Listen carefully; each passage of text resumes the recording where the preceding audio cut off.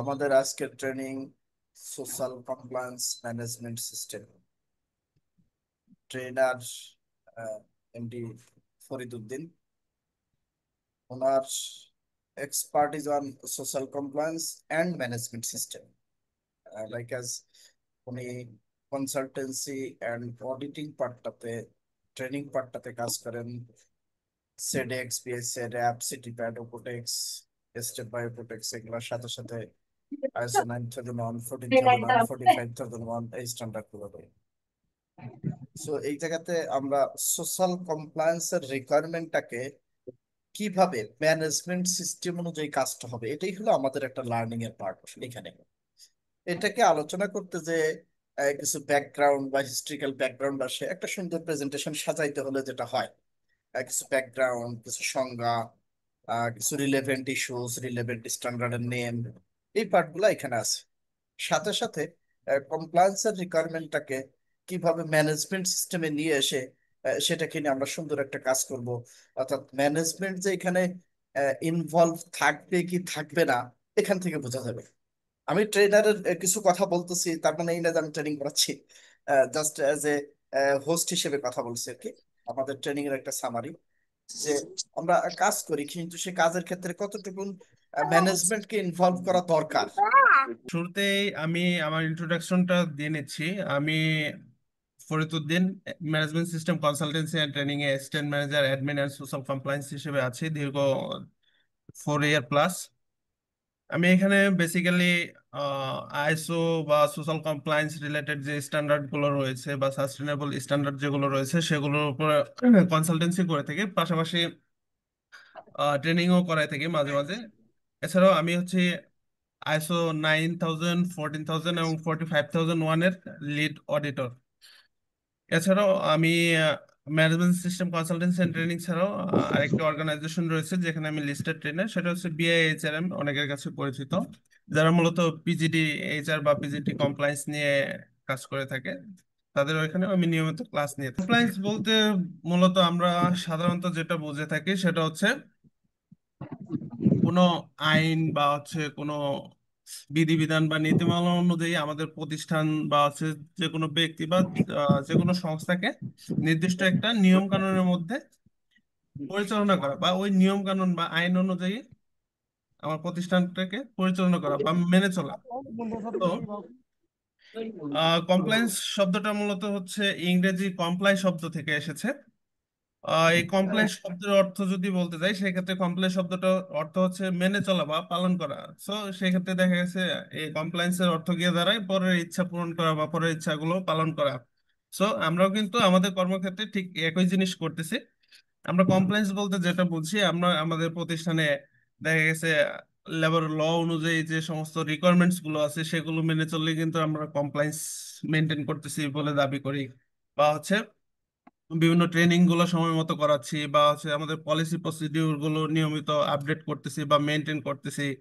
এই যে এগুলো কিন্তু আমরা যখন মেনে চলতেছি তখনই কিন্তু আমরা বলি যে না, আমরা একটা কমপ্লায়েন্স মেনটেন করতেছি বা আমাদের প্রতিষ্ঠানটা একটা কমপ্লায়েন্স প্রতিষ্ঠান। তো এই কমপ্লায়েন্সের মূল সারমর্মটা হচ্ছে যে কোনো জিনিস বা নির্দিষ্ট একটা স্ট্যান্ডার্ড বা নির্দিষ্ট একটা আইনকে আমরা মেনে আমাদের প্রতিষ্ঠান বা হচ্ছে সংস্থাটাকে পরিচালনা করতেছি। তো কমপ্লায়েন্স সম্পর্কে তো সবার মোটামুটি একটা ক্লিয়ার ধারণা চলে আসছে, আমি রাইট? Right sir. Yes. ওকে।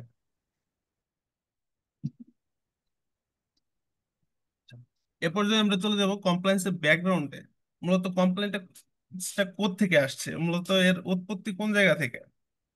তো কমপ্লায়েন্সটা আমরা কি বলেছিলাম, কমপ্লায়েন্সটা হলো মূলত একটা নির্দিষ্ট আইন বা নীতিমালা, বিভিন্ন স্ট্যান্ডার্ড অনুযায়ী নিজেদেরকে পরিচালনা করা বা আমাদের প্রতিষ্ঠানকে পরিচালনা করা।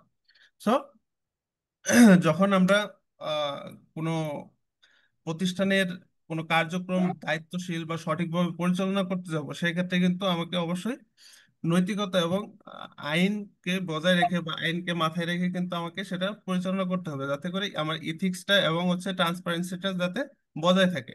সেজন্য হচ্ছে মূলত কমপ্লায়েন্সটা।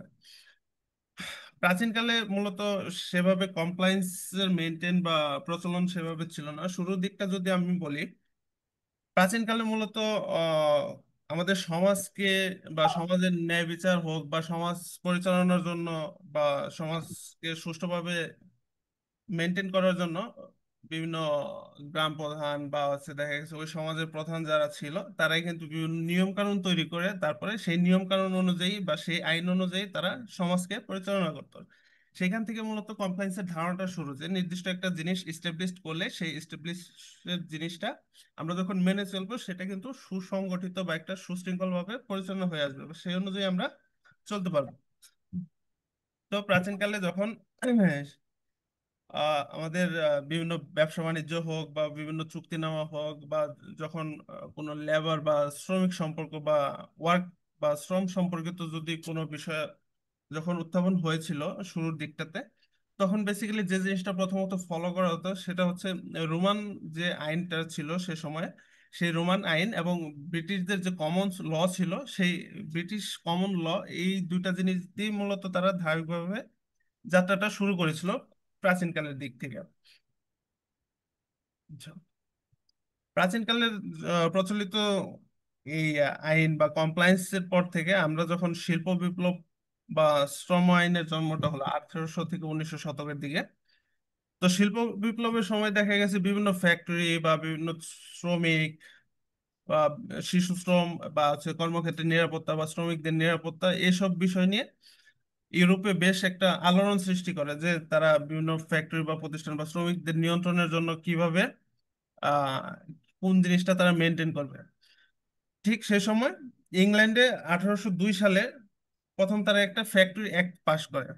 মূলত সেই ফ্যাক্টরি অ্যাক্ট যেটা তারা পাশ করেছিল, সেখানে ফার্স্টলি তাদের প্রাথমিক ধারণাটা ছিল বা প্রাথমিক স্টেজটা ছিল হচ্ছে কিভাবে তাদের যে ওয়ার্কার বা লেবার যারা রয়েছে তাদেরকে কিভাবে তারা সুরক্ষা প্রদান করবে, সেই সুরক্ষার মাধ্যমে তারা একটা সুন্দর ওয়ার্ক প্লেস তৈরি করবে।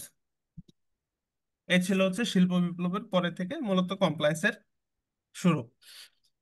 তারপর যখন আন্তর্জাতিকভাবে এটার উদ্যোগ চলে আসে 1919 সালে, তখন আইএলও বা ইন্টারন্যাশনাল লেবার অর্গানাইজেশন প্রতিষ্ঠিত হয়। এটা হচ্ছে প্রথম বিশ্বযুদ্ধের পরে। এই আইএলও বা হচ্ছে ইন্টারন্যাশনাল লেবার অর্গানাইজেশন মূলত প্রথমত আন্তর্জাতিকভাবে শ্রমিকদের অধিকারকে তারা স্বীকৃতি দিয়েছিল। তারপর বিভিন্ন শ্রম শ্রম বা শ্রমমান বা হচ্ছে ওয়ার্কিং প্লেস বা হচ্ছে হিউম্যান রাইটস বা হচ্ছে ওয়ার্কারদের রাইটস বা হচ্ছে তাদের হেলথ এন্ড সেফটির যে পার্ট গুলো রয়েছে সেগুলো নিশ্চিত করার জন্য ডে বাই ডে তারা দেখা গেছে এই আইলোর যে গাইডলাইন গুলো রয়েছে বা এর যে কনভেনশনটা রয়েছে সেটা আন্তর্জাতিক ভাবে তারা মানতে শুরু করে বা মেনটেন করা শুরু করে। মূলত দ্বিতীয় বিশ্বযুদ্ধের পরে যখন দেখা গেছে বিশ্বের বিভিন্ন দেশগুলোতে যখন ব্যবসা বাণিজ্যের চাহিদা বা তাদের ব্যবসার প্রচার পরিধি শুরু হয়ে যায়, তখন কিন্তু তারা সেই প্রিভিয়াস গাইডলাইন বা কনভেনশন বা আইন অনুযায়ী কিন্তু ফার্স্টলি তারাও প্রায়োরিটি দেওয়া শুরু করে শ্রমিকদের যে রাইটস গুলো বা বেনিফিটস গুলো রয়েছে, তাদের যে মানবাধিকার এবং বিভিন্ন প্রতিষ্ঠানের যে কর্পোরেট যে রেসপন্সিবিলিটি বা অ্যাকাউন্টেবিলিটি যেগুলো রয়েছে সেগুলো নিয়ে তারা কিন্তু সেখান থেকে প্র্যাকটিস শুরু করে দিয়েছে। তো দেখা গেছে তাদের এই প্র্যাকটিস বা হচ্ছে তাদের এই রিকোয়ারমেন্ট গুলো এগুলো যাতে প্রতিষ্ঠানগুলো খুব ভালোভাবে মেনটেন করতে পারে বা হচ্ছে তারা এগুলো যাতে অবশ্যই মেনে চলে, সেগুলো তারা সে সময় সেজন্য তারা সে সময় স্ট্যান্ডার্ড বা হচ্ছে আহ, একটু মিউট করবেন প্লিজ। তারা সে সময় বেশ কিছু স্ট্যান্ডার্ড বা রিকোয়ারমেন্টস বা সিওসি গুলো তারা তৈরি করে।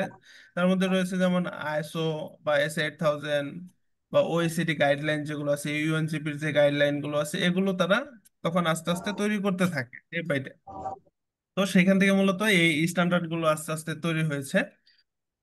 তারপর যদি বাংলাদেশের প্রেক্ষাপটে কথা বলি, সেক্ষেত্রে বাংলাদেশের কমপ্লায়েন্সের ইতিহাসটা মূলত শুরু হয়েছে 1990-এর দশকে, যখন বাংলাদেশে আরএমজি সেক্টরটা উপরে আন্তর্জাতিক যে বায়ার বা কাস্টমার যারা রয়েছে তারা আরো ডে বাই ডে বা হচ্ছে এদিকে যখন তারা প্রসারিত হয় তাদের বিজনেস গুলো নিয়ে, সেই 1990 সাল থেকে মূলত বাংলাদেশে অ্যাকচুয়াল কমপ্লায়েন্সের প্র্যাকটিসটা শুরু হয়, কিন্তু এর আগে যে সমস্ত প্রতিষ্ঠান বা ব্যবসা প্রতিষ্ঠান বা শিল্প কারখানা বাংলাদেশে ছিল স্বাধীনতার পর থেকে, তারা দেখে গেছে এই তখন তো আন্তর্জাতিক ভাবে কোনো বায়ারদের এত রিকোয়ারমেন্টও তারা পেত না, বা হচ্ছে লোকাল ভাবে যে কাজগুলো করতো, তখন কিন্তু তারা তাদের নিজস্ব ইন্টারনাল যে সমস্ত পলিসি প্রসিজার বা হচ্ছে বিভিন্ন নিজেদের তৈরি করা নিয়ম কানুন যেগুলো রয়েছে, সেগুলোকে লিখিত আকারে বা হচ্ছে সেগুলোকে তারা একটা স্ট্যান্ডার্ড বেস করে কিন্তু তারা তাদের প্রতিষ্ঠানকে সে সময় পরিচালনা করতো, যাতে করে সুসংগঠিতভাবে এবং সুশৃঙ্খলভাবে তাদের প্রতিষ্ঠানটাকে নির্দিষ্ট একটা নিয়ম কানুনের মধ্যে পরিচালিত করতে পারে। তারপর থেকে তো 1990 সালে যখন দেখা গেল যে আন্তর্জাতিক বায়ার যারা রয়েছে, দেশের বাইরে থেকে ফরেন কাস্টমাররা যখন বাংলাদেশে আসা শুরু করলো, তখন থেকে দেখা গেছে সেই কাস্টমারের রিকোয়ারমেন্ট গুলো যখন তাদের সাথে শেয়ার করতে থাকে, তখন থেকে তারা একটু একটু প্র্যাকটিসে আসতে থাকে। এরপরে দেখা গেছে যে 2006 সালে যে আমরা বাংলাদেশ লেবার ল বা শ্রম আইন যেটাকে বলে থাকি, শ্রম আইনটা যেটা পাই সেটা হচ্ছে আইএলও এবং হচ্ছে হিউম্যান রাইটস, তাছাড়া হচ্ছে বিজিএমই এবং বাংলাদেশ সরকার, এই যে সংগঠন কয়েকটা মিলে এই বাংলাদেশের যে শিল্প কারখানার যে শ্রমিক যারা রয়েছে তাদের অধিকারটাকে বাস্তবায়ন করার জন্য এবং তাদের যে বেনিফিটস এবং তাদের যে চাহিদাগুলো রয়েছে সেগুলোকে আরো ফুটিয়ে তোলার জন্য এবং স্পেসিফিক করার জন্য তারা 2006 সালে একটি শ্রম আইন প্রবর্তন করেন। এবং দেখা যাচ্ছে শ্রম আইনের ভাষাটা কিন্তু অনেক কমপ্লিকেটেড। আমরা কিন্তু এটা একটু বিশ্লেষণ করতে গেলে বা একটু ভালোভাবে বুঝতে গেলে কিন্তু আমাদেরকে বেশ হ্যাসেল পোহাতে হয়। এজন্য দেখা গেছে 2015 সালে তারা এই শ্রম আইনের সহায়ক হিসেবে একটা শ্রম বিধিমালা বইও কিন্তু তারা বাংলাদেশে বাজারে নিয়ে আসে, যাতে করে এই শ্রম আইন এবং হচ্ছে শ্রম বিধিমালার মাধ্যমে আমাদের ইন্ডাস্ট্রির যে সমস্ত শ্রমিক ভাই বোনেরা যারা রয়েছে তারা যাতে তাদের অধিকার এবং তাদের বেনিফিট সম্পর্কে ভালোভাবে নলেজ রাখতে পারে বা অ্যাওয়ারনেস রাখতে পারে, এবং তাদের বেনিফিটস এর কোনো লঙ্ঘন হলে বা তাদের যে অধিকার বা সুবিধা থেকে কোনো বঞ্চিত হলে তারা কোন জায়গায় বা লেবার আদালতে কিভাবে যাবে, কোন আইনের এগেনস্টে কি করবে, সেই বিষয়গুলো সম্পর্কে শ্রম আইন এবং বিধিমালাতে বিস্তারিত আলোচনা করা রয়েছে। এছাড়াও দেখা গেছে 2012 সালে যখন বাংলাদেশের বড় একটা অ্যাক্সিডেন্ট হয়, তাজরিন ফ্যাশনে আগুন লাগে, এবং 2013 সালে রানা প্লাজা ধ্বংস হয়েছিল, যে আমরা এটা সম্পর্কে সবাই অবগত রয়েছি ইন্ডাস্ট্রিতে। এই দুইটা বড় ধরনের অ্যাক্সিডেন্টের পর থেকে দেখা গেছে আন্তর্জাতিকভাবে বাংলাদেশের কমপ্লায়েন্সের উপরে একটু জোরালো ভাবে তারা প্রেসার ক্রিয়েট করে, যাতে করে আহ মানে প্রথাগত যে কমপ্লায়েন্স আছে শুধু সেটার মধ্যে যাতে আমরা গণ্ডিবদ্ধ বা হচ্ছে আবদ্ধ না থাকি, এবং আমরা যাতে মিনিমাম সেফটি বা হচ্ছে কমপ্লায়েন্সের রিকোয়ারমেন্ট অনুযায়ী বা ওয়ার্কারের সেফটির জন্য যতটুকু আমার প্রয়োজন সেটা যাতে আমরা ভালোভাবে মেনটেন করি, not only documentation, obviously implementation যাতে থাকে। সেজন্য এই 2012-13 অ্যাক্সিডেন্টের পরে থেকে বাংলাদেশে বিভিন্ন আহ, আন্তর্জাতিক সংস্থা বা হচ্ছে বিভিন্ন বেসরকারি সরকারি সংস্থাগুলো কাজ করা শুরু করে। তার মধ্যে যেমন রয়েছে অ্যাকর্ড অ্যালায়েন্স, এছাড়া কলকারখানা অধিদপ্তর ডাইফি যেটা, এরা কিন্তু বাংলাদেশ সরকারের যে শ্রম অধিদপ্তর রয়েছে এদের সাথে সংগঠিত হয়ে বাংলাদেশের বিভিন্ন শিল্প প্রতিষ্ঠানগুলো কিন্তু ইন্সপেকশন বা বিভিন্ন প্রশিক্ষণ প্রদান, কিভাবে আরো সচেতন করা যায় এবং কিভাবে তাদের মধ্যে আরো সচেতনতা বৃদ্ধি করা যায়, নিরাপত্তা বৃদ্ধি করা যায়, সেই বিষয়গুলো সম্পর্কে কিন্তু তারা খুব জোরালো ভাবে কাজ করা শুরু করে। দেখবেন এই রানা প্লাজা ধসের পর থেকে কিন্তু এই অ্যাকর্ড অ্যালায়েন্স কিন্তু প্রতিনিয়ত বিভিন্ন প্রতিষ্ঠানে গিয়ে গিয়ে ট্রেনিং করানো থেকে শুরু করে সেই প্রতিষ্ঠানগুলো বিল্ডিং স্ট্রাকচার বা ফায়ার সেফটি বা ইলেকট্রিক্যাল সেফটি নিয়ে কিন্তু জোরালো ভাবে কাজ করে আসতেছে। বর্তমানে যেহেতু অ্যাকর্ড অ্যালায়েন্স বাংলাদেশে নেই, সেজন্য তারা তাদের রিপ্রেজেন্টেটিভ হিসেবে বর্তমানে বাংলাদেশে কাজ করতেছে আরএসসি নামের যে অর্গানাইজেশনটা রয়েছে তারা।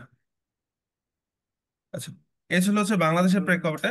কমপ্লেন্স জিনিসটা কিন্তু আসলে একটি ধারাবাহিক উন্নয়ন প্রক্রিয়া। এখানে কিন্তু দেখা গেছে আপনার বিভিন্ন আইনি বাধ্যবাধকতা বা হচ্ছে শ্রমিকদের অধিকার এবং হচ্ছে নৈতিকতা এবং আপনার ব্যবসা প্রতিষ্ঠানকে ডে বাই ডে আরো সাস্টেনেবল বা টেকসই করার জন্য কিন্তু একটি উৎকৃষ্ট উপাদান বা হচ্ছে উৎকৃষ্ট একটি বিষয়, যেটা কিন্তু বর্তমান বাজারে দেখা গেছে বিভিন্ন সিএসআর বা হচ্ছে কর্পোরেট সোশ্যাল রেসপন্সিবিলিটি, এছাড়া ইএসজি রিপোর্ট, যেটা আমরা ইদানিং খুব বেশি পরিচিত এর সাথে।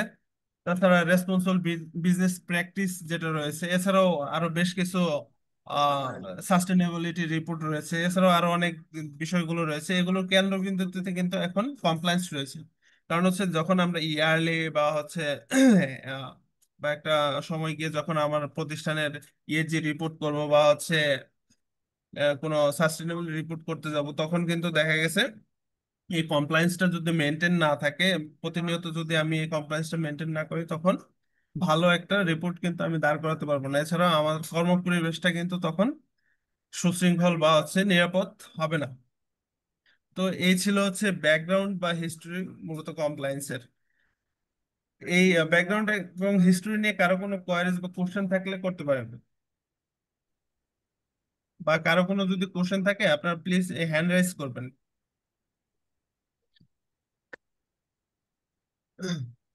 এখন কমপ্লায়েন্স মূলত আমরা কি কি ধরনের কমপ্লায়েন্স মেনটেন করি এখানে একটু এক্সাম্পল নিয়ে আসছি।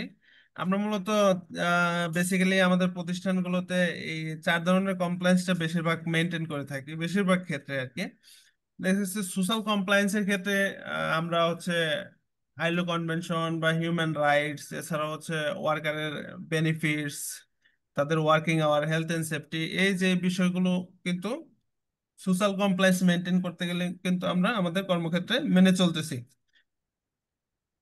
এবং আমাদের প্রতিষ্ঠানে যখন প্রত্যেকটা ওয়ার্কারের সেফটি বা নিরাপত্তা নিশ্চিত করতে গিয়ে বিভিন্ন পিপিই বা হচ্ছে আমাদের ইভাকুয়েশন প্ল্যান বা এক্সিট পাথ, যে যখন আমরা ক্লিন রাখি, বা বিভিন্ন ফায়ার এক্সটিংগুইশার, এই যে এই জিনিসগুলো যে আমরা প্রতিদিন কিন্তু আমরা ফ্লোরে গেলে চেকিং করি, এগুলো কিন্তু সোশ্যাল কমপ্লায়েন্সের অন্তর্ভুক্ত।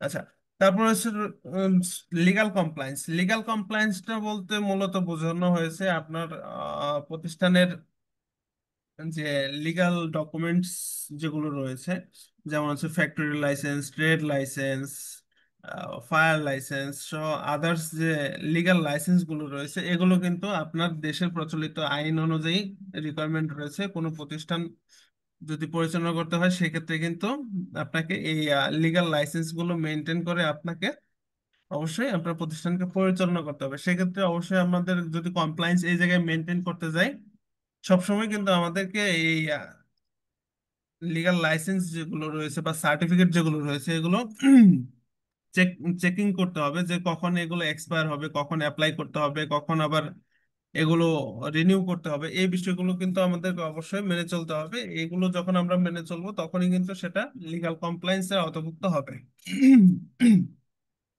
আচ্ছা, তারপর রয়েছে রেগুলেটরি কমপ্লায়েন্স, যেটা হচ্ছে বিভিন্ন সংস্থা রয়েছে, সেটা হতে পারে এনজিও বা হচ্ছে সরকারি সংস্থা, বা বিভিন্ন নিয়ন্ত্রক সংস্থাও হতে পারে, যেগুলো বিভিন্ন সময় দেখা গেছে বিভিন্ন প্রজ্ঞাপন জারি করে।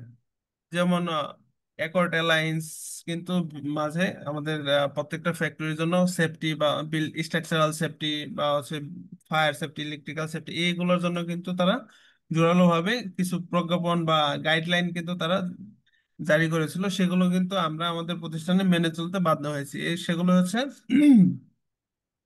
Regulatory compliance. তাছাড়া কর্পোরেট কমপ্লায়েন্স যেগুলো রয়েছে, যেটা হচ্ছে আপনার প্রতিষ্ঠান যখন পরিচালনা করতে যান, সেক্ষেত্রে কিন্তু আপনার প্রতিষ্ঠানের যে ম্যানেজমেন্ট যারা রয়েছে, তারা কিন্তু অবশ্যই নির্দিষ্ট কিছু নীতিমালা বা হচ্ছে নিয়ম কানুন বা বাইরের সিওসি বা হচ্ছে আপনার বিভিন্ন কোড অফ কন্ডাক্ট, আইনের রিকোয়ারমেন্ট অনুযায়ী কিন্তু তারা বিভিন্ন নীতিমালা বা হচ্ছে বিভিন্ন পলিসি প্রসিজার কিন্তু আপনাদের উপরে প্রয়োগ করে থাকে। সেগুলো যখন তারা প্রয়োগ করে বা আমরা মেনে চলি, সেটাই কিন্তু হচ্ছে কর্পোরেট কমপ্লায়েন্স হয়ে যায়। তো এই জিনিসগুলো যখন আমরা এক একটা জিনিস যখন আমরা মেনে চলবো বা ইমপ্লিমেন্ট করব, তখনই কিন্তু এই গুলো হচ্ছে কমপ্লায়েন্সের আওতাভুক্ত হয়ে যাবে। আর কমপ্লায়েন্স মূলত হচ্ছে শুধু কোনো আইন যে মানলেন বা হচ্ছে এটা মেনে চললেন বা হচ্ছে পালন করলেন, সেটা নয়। এটা কিন্তু অবশ্যই আপনার প্রতিষ্ঠানের জন্য অবশ্যই একটি দায়বদ্ধতা এবং যার যার জায়গা থেকে নৈতিকতার জায়গা থেকে কিন্তু এটা একটি টেকসই বা সাস্টেনেবল একটা ভিত্তি হিসেবে কাজ করে। ডে বাই ডে আপনার ফ্যাক্টরি হোক বা আপনার ওয়ার্কার হোক, সবার ইমপ্রুভমেন্টের জন্য কিন্তু এটা জোরালো ভাবে কাজ করে থাকে।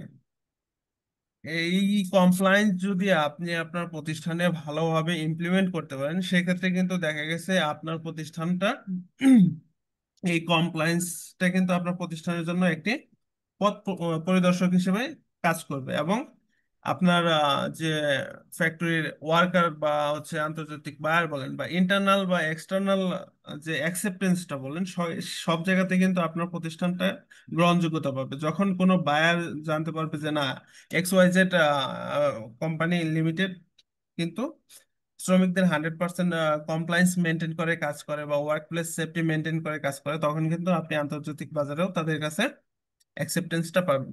সো এটা এখানে বোঝানো হয়েছে। আচ্ছা। এবার আসি কমপ্লায়েন্স ম্যানেজমেন্টে। কমপ্লায়েন্স ম্যানেজমেন্টটা মূলত কি? কমপ্লায়েন্স ম্যানেজমেন্ট হলো একটা প্রতিষ্ঠানের এমন একটি কাঠামোগত পদ্ধতি, যে পদ্ধতির মাধ্যমে আপনি আপনার প্রতিষ্ঠানের কার্যক্রম পরিচালনার ক্ষেত্রে অবশ্যই আপনার যে ইন্টারনাল পলিসি প্রসিজার রয়েছে, আপনার জাতীয় আইন বা বিভিন্ন রুলস রেগুলেশনস বা বিভিন্ন প্রজ্ঞাপন যেগুলো রয়েছে বা বিভিন্ন প্রবিধান যেগুলো রয়েছে, সেগুলো আপনি মেনে চলতেছেন কিনা সেই জিনিসটা আপনার ম্যানেজমেন্ট 100% এনশিওর করতেছে। সেই পদ্ধতিটা হচ্ছে কমপ্লায়েন্স ম্যানেজমেন্ট। যখন আপনার ম্যানেজমেন্ট এটুকু এনশিওর করতে পারবে যে আপনার প্রতিষ্ঠান বা আপনার প্রতিষ্ঠানের সকল ওয়ার্কার বা ম্যান পাওয়ার যারা রয়েছে সবাই এই যে উপরে যে বিষয়গুলো রয়েছে, যেমন ল বা রুলস বা স্ট্যান্ডার্ড বা বিভিন্ন ইন্টারনাল পলিসি প্রসিজার যেগুলো রয়েছে, এগুলো যখন তারা মনে করবেন যে না, এটা বাস্তবায়ন হয়েছে বা তারা এই পলিসি বা প্রসিডিউর সম্পর্কে ভালো একটা ধারণা আপনার প্রতিষ্ঠানে ইমপ্লিমেন্ট করতে পারছে, তখনই কিন্তু কমপ্লায়েন্স ম্যানেজমেন্টের সার্থকতা বা এটা একটা ইমপ্লিমেন্ট হয়ে গেল।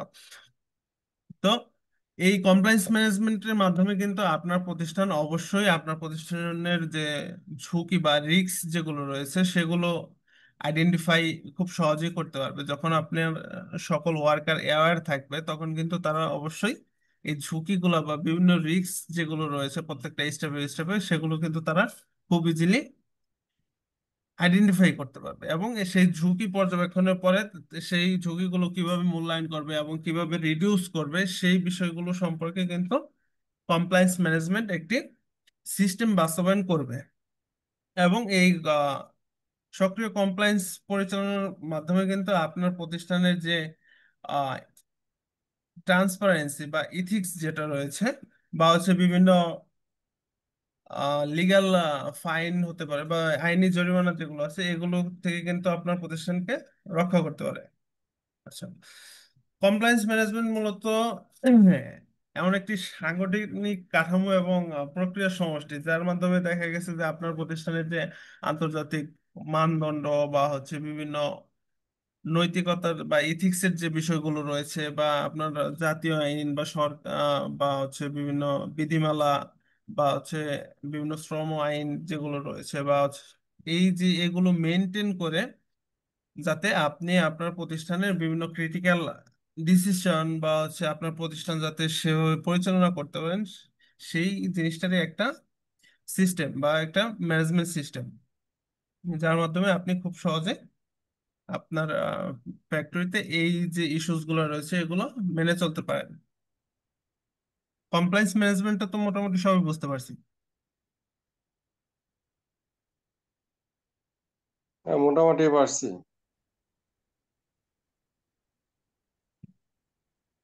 এখন এই কমপ্লায়েন্স এর যে কিছু স্ট্যান্ডার্ড এখানে নিয়ে আসছি, দেখা গেছে যে আমরা যে স্ট্যান্ডার্ড গুলো এখানে আছে, S8000 বা আমফুরি বিএচআই সেডেক্স বা র্যাপ, এই প্রত্যেকটা জিনিসই কিন্তু কমপ্লায়েন্স স্ট্যান্ডার্ড হিসেবে বা কমপ্লায়েন্সের সিউস হিসেবে আমরা পরিচিত। দেখা গেছে S8000 এর যে 9টা কোর এলিমেন্ট রয়েছে, সেই 9টা কোর এলিমেন্ট কিন্তু ওয়ার্কারদের বিভিন্ন বেনিফিটস বা হচ্ছে তাদের ওয়ার্কিং আওয়ার, তাদের লিভিং ওয়েজেস বা হচ্ছে তাদের যে সমস্ত দেনা পাওনা বা হচ্ছে তাদের নিরাপত্তাগুলো, এবং আপনার প্রতিষ্ঠান কিভাবে পরিচালনা করবেন, কোন কোন আইন বা হচ্ছে কোন কোন গাইডলাইন মেনে পরিচালনা করবেন, সবকিছুই কিন্তু এই এস 8000-এর মধ্যে কিন্তু আমরা পাচ্ছি। আমফুরি বিএচএ মেনটেন করতে গেলেও কিন্তু ঠিক সেই একই রকম 13টা পারফরমেন্স এরিয়ার উপরে কিন্তু আমরা আমফুরি বিএচএ এই অডিটটা করে থাকছি। এখানেও দেখা গেছে আমাদের প্রতিষ্ঠানের ম্যানেজমেন্ট সিস্টেম, তারপর হচ্ছে child labour, young labour, force labour সহ হেলথ এন্ড সেফটি, তারপর হচ্ছে আপনার বিজনেস ইথিক্স বা ইথিক্যাল বিজনেস বিহেভিয়ার যেগুলো রয়েছে, এনভায়রনমেন্টাল কমপ্লায়েন্স, এই যে ইস্যুস গুলো কিন্তু আমরা এখান থেকে সলভ করতে পারতেছি বা এখান থেকে আমরা কিন্তু চর্চা করতে পারতেছি। তারপর হচ্ছে সেডেক্স, যেটা হচ্ছে সাপ্লায়ার ইথিক্যাল ডাটা এক্সচেঞ্জ। এই সাপ্লায়ার ইথিক্যাল ডাটা এক্সচেঞ্জ অডিটটা মূলত ইটিআই বেস কোডের উপর ডিপেন্ড করে করা হয়। এটা মূলত দুই ধরনের অডিট হয় সেডেক্সটা, একটা হচ্ছে 2 পিলার আর একটা হচ্ছে 4 পিলার। 2 পিলার আর 4 পিলারের মধ্যে পার্থক্য হচ্ছে 2 পিলারের মধ্যে আপনার লিগ্যাল রিকোয়ারমেন্টস এবং হচ্ছে হেলথ এন্ড সেফটি যে পার্টটা রয়েছে সেগুলো দেখা হয়। তাছাড়া হচ্ছে 4 পিলারে এনভায়রনমেন্ট এবং বিজনেস এথিক্সের যে পার্টগুলো রয়েছে সেগুলো নিয়ে আপনার প্রতিষ্ঠানে অডিট করা হয়ে থাকে। আর র্যাপটা হচ্ছে টোটাল 12টা প্রিন্সিপাল থাকে। এখানে দেখা গেছে আপনার প্রতিষ্ঠানের কমপ্লায়েন্স যেগুলো রয়েছে, সোশ্যাল কমপ্লায়েন্সের যে পার্টগুলো রয়েছে, সেই সোশ্যাল কমপ্লায়েন্স এছাড়া পাশাপাশি দেখা গেছে সিকিউরিটি সেফটির যে পার্টগুলো রয়েছে এগুলোর উপরে বেশি ফোকাস করে থাকে। তো আমরা মূলত যেহেতু সবাই মোটামুটি কমপ্লায়েন্স ব্যাকগ্রাউন্ডের, এই স্ট্যান্ডার্ড গুলোর রিকোয়ারমেন্ট সম্পর্কে মোটামুটি সবার কম বেশি ধারণা আছে, এজন্য আর কি ব্রিফলি ডিসকাশনটা করলাম। তারপর যদি কোনো কোয়ারিজ থাকে বা কোনো কিছু জানার থাকে আপনি প্রশ্ন করতে পারেন, সমস্যা নেই। আসসালামু আলাইকুম sir. G G please. Sir ওই সেডেক্স এর দুটা পিলার সম্বন্ধে একটু বলেন। সেডেক্সটা, জি স্যার, সেডেক্স একটু বলেন। আচ্ছা, সেডেক্স অডিটটা হচ্ছে এর একটু ফুল ফর্মটা হচ্ছে সাপ্লায়ার ইথিক্যাল ডাটা এক্সচেঞ্জ। এই সেডেক্স অডিটটা মূলত হচ্ছে একটা অ্যাসেসমেন্ট অডিট। এটা কোনো সার্টিফিকেট বা হচ্ছে ওইরকম কোনো সার্টিফিকেশন অডিট না। এই সেডেক্স অডিটের মাধ্যমে দেখা গেছে আপনার প্রতিষ্ঠানের যে গ্যাপ গুলো রয়েছে সেই গ্যাপ গুলো আইডেন্টিফাই করা হয়, যে আপনার প্রতিষ্ঠানে সোশ্যাল কমপ্লায়েন্সের যে রিকোয়ারমেন্ট রয়েছে ইটিআই বেস কোড অনুযায়ী, সেই ইটিআই বেস কোড অনুযায়ী রিকোয়ারমেন্ট গুলো কতটুকু আপনি ফুলফিল করতে পারতেছেন এবং কতটুকু গ্যাপ রয়েছে সে অনুযায়ী একটা অ্যাসেসমেন্ট করা হয়। এখানে এনসির ক্ষেত্রে যদি বলি, সেডেক্স অডিট গুলোতে মূলত এনসি হয় দুই ধরনের, একটা হচ্ছে ফলো আপ এনসি আর একটা হচ্ছে ডেস্কটপ এনসি। ফলো আপ এনসিটা হচ্ছে যখন আপনার প্রতিষ্ঠান কোনো মেজর কোনো এনসি চলে আসে যেটা হচ্ছে আইনে রয়েছে বা রিকোয়ারমেন্ট রয়েছে, সেটা আপনার প্রতিষ্ঠানে টোটালি নেই, সেক্ষেত্রে যদি আপনার সেরকম গুরুতর কোনো লঙ্ঘন থাকে সেই ক্ষেত্রে সেই এনসিটা ফলো আপ এনসিতে চলে আসেন। দেখা গেছে যখন এই ফলো আপ এনসিটা কোনো অডিটর আপনার প্রতিষ্ঠানকে দিবে, সেই ফলো আপ এনসি ক্লোজিং এর জন্য যে সময়টা তারা নির্ধারণ করে দেবে সেটা 1 মাস হতে পারে, 2 মাস হতে পারে, 3 মাস হতে পারে। যেটা অডিটর দিবে সেই রিকোয়ারমেন্ট বা হচ্ছে সেই ডেডলাইন অনুযায়ী আপনাকে এই এনসিটা ক্লোজ করার জন্য পুনরায় ফলো আপ অডিট করাতে হবে। আর ডেস্কটপ এনসি, যেটা ডেস্কটপ এনসির ক্ষেত্রে যেটা রয়েছে, ডেস্কটপ এনসিটা মূলত আপনাকে জাস্ট একটা এনসি দিয়ে যাবে, সেই এনসিটাকে আপনি পরবর্তীতে ফলো আপ অডিট না করেও আপনি অনলাইন পোর্টালের মাধ্যমে আপনার এনসি এভিডেন্স বা হচ্ছে কারেক্টিভ অ্যাকশন গুলো আপলোডের মাধ্যমে কিন্তু আপনার এনসি গুলো ক্লোজ করতে পারবেন। আর ডেস্কটপ এনসি যখন আসবে তখন আপনি প্রতি 1 বছর পর পর বা 1 বছরের মধ্যে আপনার ফলো আপ অডিট করাতে পারবেন বা পিরিয়ডিক অডিট বলে সেটাকে, পিরিয়ডিক অডিট করাতে পারবেন। আপনাকে এই ডেস্কটপ এনসির জন্য কোনো ফলো আপ অডিট করাতে হবে না। বুঝতে পেরেছেন? জি স্যার, বুঝতে পারছি স্যার।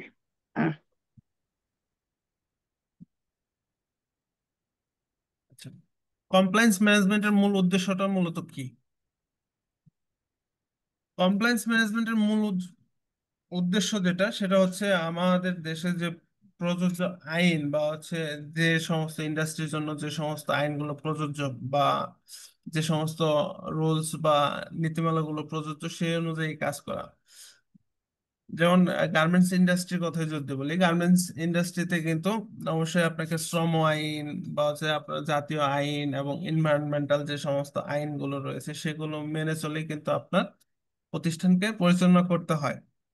এবং এই আপনার যে সমস্ত বায়ার বা হচ্ছে বিভিন্ন সিওসি যেগুলো রয়েছে সেই অনুযায়ী কিন্তু আপনাকে বিভিন্ন নীতিমালা প্রণয়ন করে আপনার প্রতিষ্ঠানকে পরিচালনা করতে হয়। এই যে এই এম, আইন বা হচ্ছে বিভিন্ন নীতিমালা অনুযায়ী যাতে আপনি খুব সহজেই আপনার প্রতিষ্ঠানকে পরিচালনা করতে পারেন, সেজন্য মূলত হচ্ছে কমপ্লায়েন্স ম্যানেজমেন্ট। তারপর রয়েছে শ্রমিক ও কর্মীদের অধিকার ও নিরাপত্তা নিশ্চিত করা। কমপ্লায়েন্স ম্যানেজমেন্টের আরেকটি উদ্দেশ্য হচ্ছে আপনার প্রতিষ্ঠানের যে সমস্ত শ্রমিক বা হচ্ছে ওয়ার্কার স্টাফ যাই বলেন না কেন যারা রয়েছে কর্মরত, সবাইকে অবশ্যই একটি নিরাপদ কর্মপরিবেশ আপনাকে দিতে হবে, যাতে করে যে জায়গায় তারা কাজ করবে সে জায়গায় তারা অবশ্যই সেফটি বা নিরাপদের সাথে কাজ করতে পারে। এজন্য আপনার যে সমস্ত রিকোয়ারমেন্ট মেনটেন করা বা হচ্ছে মেনে চলা প্রয়োজন সেগুলো অবশ্যই আপনি মেনে চলতে বাধ্য থাকবেন। দেখা গেছে আপনার প্রতিষ্ঠানে ইভাকুয়েশনের দিকটা হতে পারে বা ফায়ার সেফটি হতে পারে বা হচ্ছে কোনো হ্যাজার্ডাস কোনো প্রসেস থাকলে সেখানে তার পার্সোনাল প্রোটেক্টিভ ইকুইপমেন্ট হতে পারে বা মেজর বা মাইনর কোনো ইনজুরি হলে সেক্ষেত্রে আপনার মেডিকেল সেন্টারের ব্যবস্থা রয়েছে কিনা, এই বিষয়গুলো আর কি আপনার প্রতিষ্ঠানকে অবশ্যই নিশ্চিত করতে হবে, যাতে করে তারা তাদের নিরাপত্তাটা নিশ্চিত করতে পারে। তারপর হচ্ছে বিভিন্ন গভর্নমেন্ট বা হচ্ছে আন্তর্জাতিক যে সমস্ত বায়ার বা হচ্ছে বিভিন্ন সিওসির অডিট গুলো রয়েছে সেগুলো যাতে আপনি খুব ইজিলি এবং খুব সহজভাবে যাতে ফেস করতে পারেন, এজন্য আপনার কমপ্লায়েন্স ম্যানেজমেন্টটা বাধ্যতামূলক। দেখা গেছে আপনি যখন একটা কমপ্লায়েন্স ম্যানেজমেন্টটা ইমপ্লিমেন্টেশনের মধ্যে থাকবেন তখন কিন্তু অবশ্যই আপনার সমস্ত ধরনের ডকুমেন্টেশন বা পলিসি প্রসিজার বলেন বা হচ্ছে যে বায়ারের কাজ করবেন সে বায়ারের যে সিওসি বা পলিসি থাকবে সেটা অবশ্যই আপনি রিভিউ করবেন, সেই অনুযায়ী আপনার প্রোডাকশন করবেন বা সেই গাইডলাইন অনুযায়ী তাদের প্রোডাক্টগুলো আপনারা মেনটেন করবেন বা পারচেস করবেন সেইভাবে। তো যখন আপনি এই কমপ্লায়েন্স ম্যানেজমেন্টের মধ্যে প্রচলিত থাকবেন তখন কিন্তু এই জিনিসটা আপনি করতে পারবেন। যদি আপনার মধ্যে এই কমপ্লায়েন্স ম্যানেজমেন্টের কোনো ধারণা না থাকে তাহলে কিন্তু আপনি এই আপনার বায়ার বলেন বা বিভিন্ন অডিটর বলেন তাদের যে রিকোয়ারমেন্ট বা হচ্ছে তাদের যে স্ট্যান্ডার্ড রয়েছে সেগুলো কিন্তু আপনি তখন দেখতেও যাবেন না, কারণ এটা কিন্তু আপনার প্র্যাকটিসের মধ্যে নেই। তো যখন আপনি এই কমপ্লায়েন্স ম্যানেজমেন্টটা মেনটেন করবেন বা ইমপ্লিমেন্ট করবেন তখন কিন্তু অবভিয়াসলি দেখা গেছে এই বায়ার বা হচ্ছে অডিটররা যা দেখতে আসবে সেটা কিন্তু আপনার অলরেডি প্র্যাকটিসের মধ্যে থেকে যাবে। তারপর রয়েছে অনৈতিক ও অবৈধ কার্যকলাপ প্রতিরোধ করা।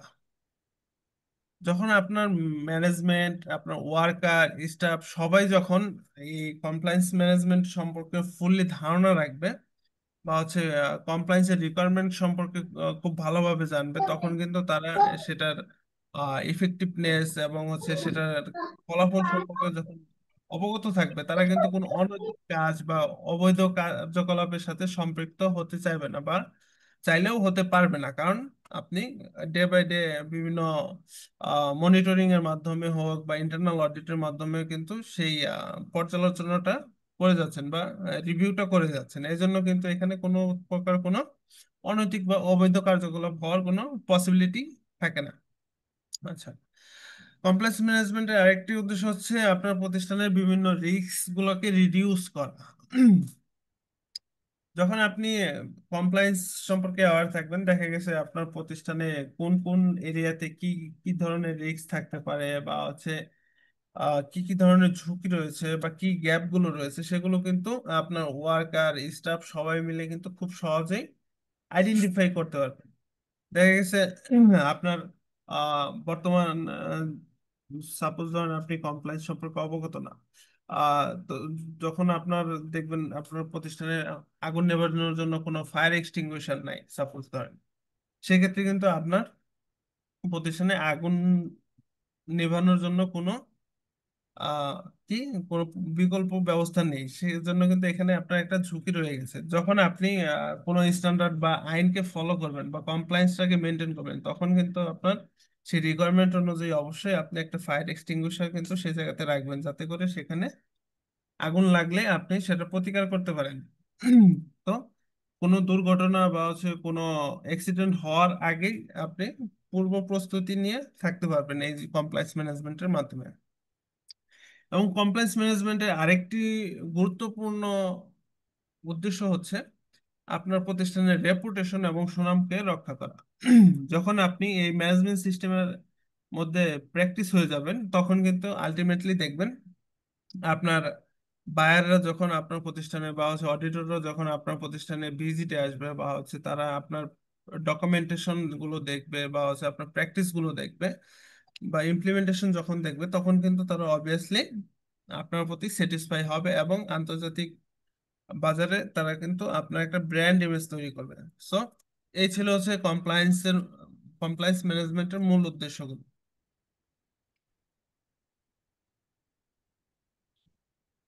এ পর্যায়ে আসি আমরা কমপ্লায়েন্স ইমপ্লিমেন্টেশনের মূলত কি কি বেনিফিট রয়েছে, এই বেনিফিট নিয়ে একটু আলোচনা করব। যে যদি আমার কমপ্লায়েন্স ম্যানেজমেন্ট ইমপ্লিমেন্টেড থাকে আমার প্রতিষ্ঠানে, আমরা যে সুবিধাগুলো পাবো তার মধ্যে রয়েছে আমাদের যে হচ্ছে বিভিন্ন আইন বা হচ্ছে বিভিন্ন বিধিমালা বা হচ্ছে নীতিমালা যেগুলো রয়েছে, সেগুলো আমাদের প্রতিষ্ঠানে নিশ্চিত করতে পারবো যে না, আমার প্রতিষ্ঠান এই আইন বা হচ্ছে নীতিমালা মেনে কাজ করে। খুব সহজেই কিন্তু এটা আমার প্র্যাকটিসের মধ্যে চলে আসবে। আচ্ছা, তারপর রয়েছে কি ঝুঁকি হ্রাস এবং ব্যবস্থাপনার উন্নতি এবং নিরাপত্তা। আমার প্রতিষ্ঠানে যদি আমি কমপ্লায়েন্স মেনটেন করি, অবশ্যই কিন্তু বিভিন্ন ঝুঁকি আগে থেকেই কিন্তু আমি হ্রাস করতে পারবো বা হচ্ছে কোনো অ্যাক্সিডেন্ট হওয়ার আগে কিন্তু আমার ঝুঁকিটাকে আমি নির্মূল করতে পারবো। সেটার জন্য পর্যাপ্ত ব্যবস্থা আমি নিতে পারবো এবং আগে থেকেই সেই ব্যবস্থাপনাটা ডেভেলপমেন্ট নিয়ে আমি কাজ করে আমার সেই নিরাপত্তাটা নিশ্চিত করতে পারবো, যাতে করে আমার এখানে কোনো প্রকার কোনো দুর্ঘটনা বা কোনো প্রকার কোনো অ্যাক্সিডেন্ট ইনসিডেন্ট না ঘটে। তারপর হচ্ছে বর্ধিত খ্যাতি বা সুনাম বৃদ্ধি। যখন আপনি আপনার প্রতিষ্ঠানের এই কমপ্লায়েন্স মেনটেন করবেন বা হচ্ছে কমপ্লায়েন্সটা ইমপ্লিমেন্ট করবেন, তখন কিন্তু আলটিমেটলি দেখা গেছে আপনার ভিজিটর বলেন বা বায়াররা বলেন, আন্তর্জাতিক বাজারে বা হচ্ছে লোকাল মার্কেটেও হোক বা আপনার ইন্টারনালি যে ম্যানেজমেন্ট রয়েছে বা ওয়ার্কার যারা রয়েছে, তারাও কিন্তু আপনাদের অবশ্যই সুনাম করবে বা আপনার খ্যাতিটা কিন্তু ডে বাই ডে সেখান থেকে বৃদ্ধি পাবে যে না, এই এক্স ওয়াই জেড প্রতিষ্ঠানটা এই কমপ্লায়েন্সের এই রিকোয়ারমেন্ট মানে তাদের প্রোডাকশন ফ্লোটা খুবই পরিচ্ছন্ন, তাদের চলাচলের রাস্তাটা সবসময় ফ্রি থাকে, তারা কাজ করার সময় অবশ্যই মেশিন সেফটি বা মেশিন গার্ডস গুলো এনশিওর করে কাজ করে, তাদের কোনো অ্যাক্সিডেন্ট বা ইনজুরি হলে তাদের মেডিকেল সেন্টার রয়েছে যেখান থেকে তারা খুব সহজেই চিকিৎসা নিতে পারে। এই যে বিষয়গুলো, এগুলো কিন্তু তারা যখন বাইরে কোথাও আলোচনা করবে, তখন কিন্তু আপনার প্রতিষ্ঠানে আলটিমেটলি রেপুটেশন বা হচ্ছে সুনাম বৃদ্ধি পাবে। আচ্ছা, তারপর রয়েছে কর্মপরিবেশের উন্নয়ন।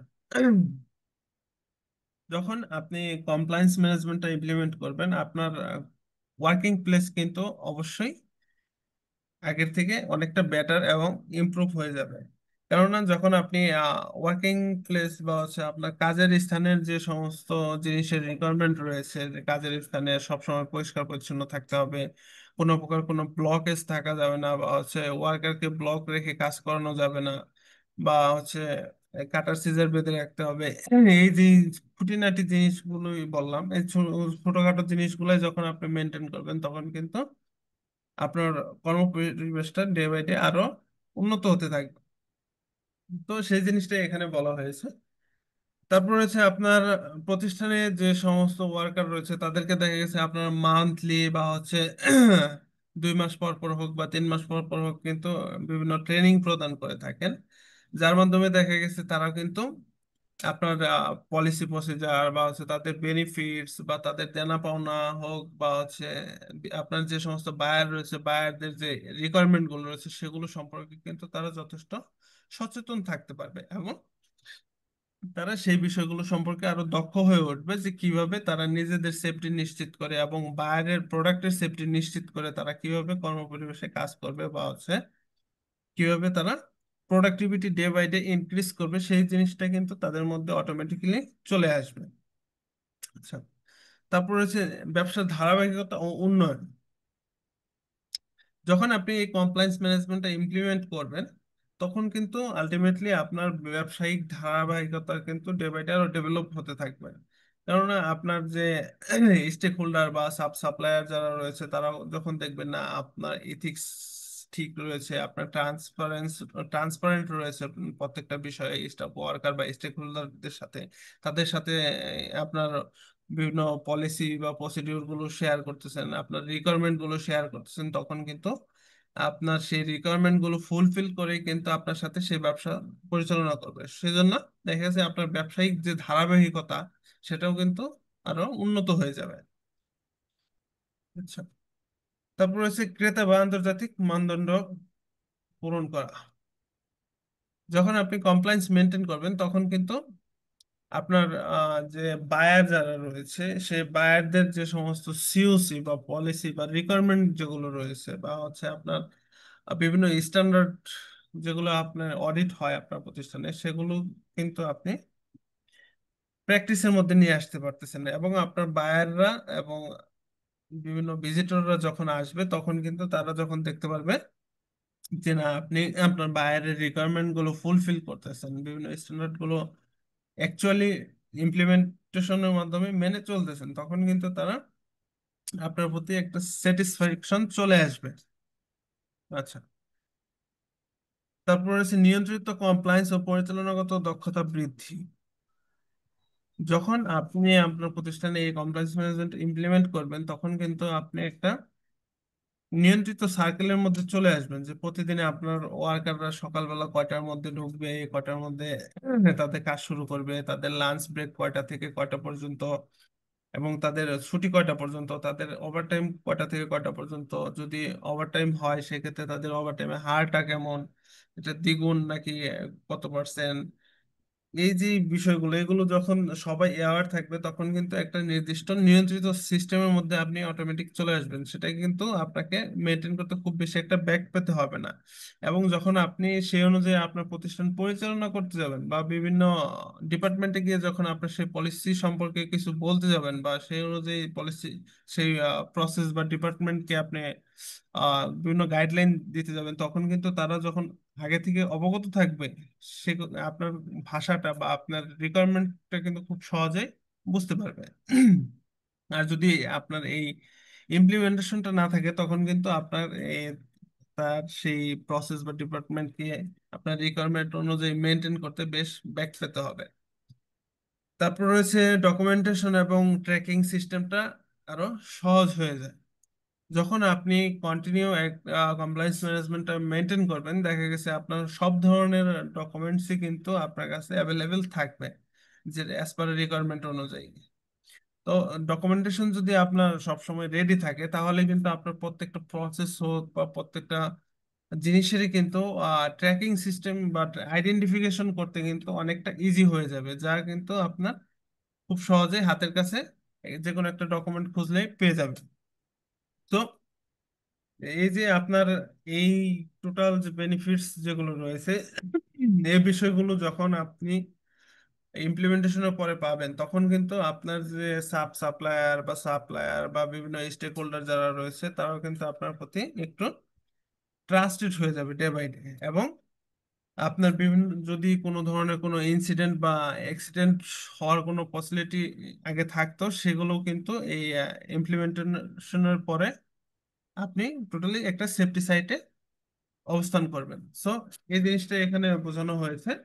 পাশাপাশি এই জিনিসগুলো যখন আপনি আপনার প্রতিষ্ঠানে মেনটেন করবেন তখন কিন্তু আপনার ব্যবসা পরিচালনার জন্য একটি টেকসই সিস্টেম আপনি নিজেই তৈরি করে ফেলবেন।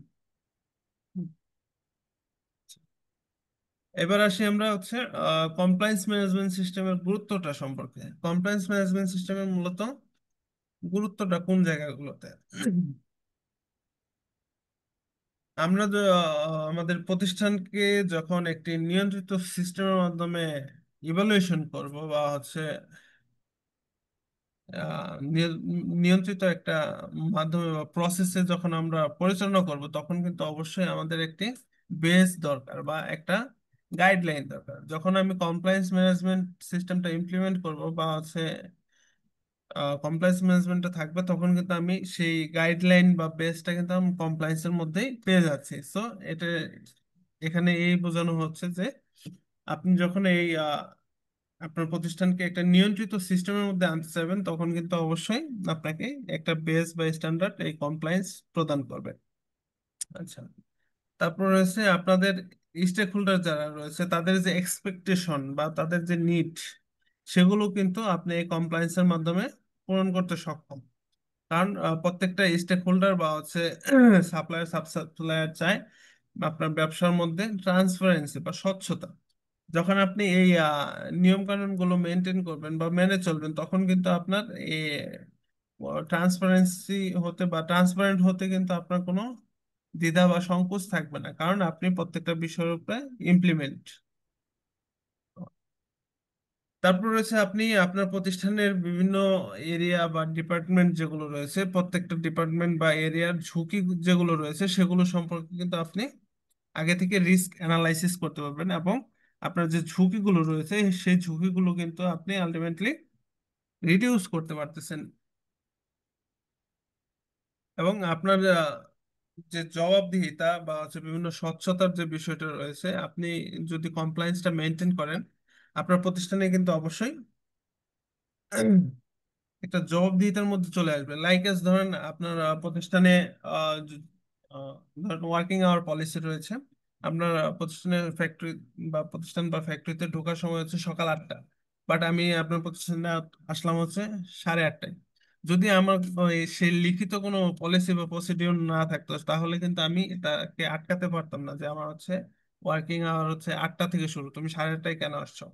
এই যে জবাবদিহিতা, যে সে আপনার নীতিমালাটা বা পলিসিটা ভঙ্গ করছে, সেজন্য আপনার সে পলিসির এগেনস্টে সে জবাবদিহিতা করতে বাধ্য থাকবেন। যদি আপনার এই লিখিত পলিসি না থাকতো, তাহলে কিন্তু আপনি তাকে কোনোভাবে আটকাতে পারতেন না যে আপনার প্রতিষ্ঠানে এক্সিস্টিং কোনো এ ধরনের কোনো নিয়ম কানুন নেই।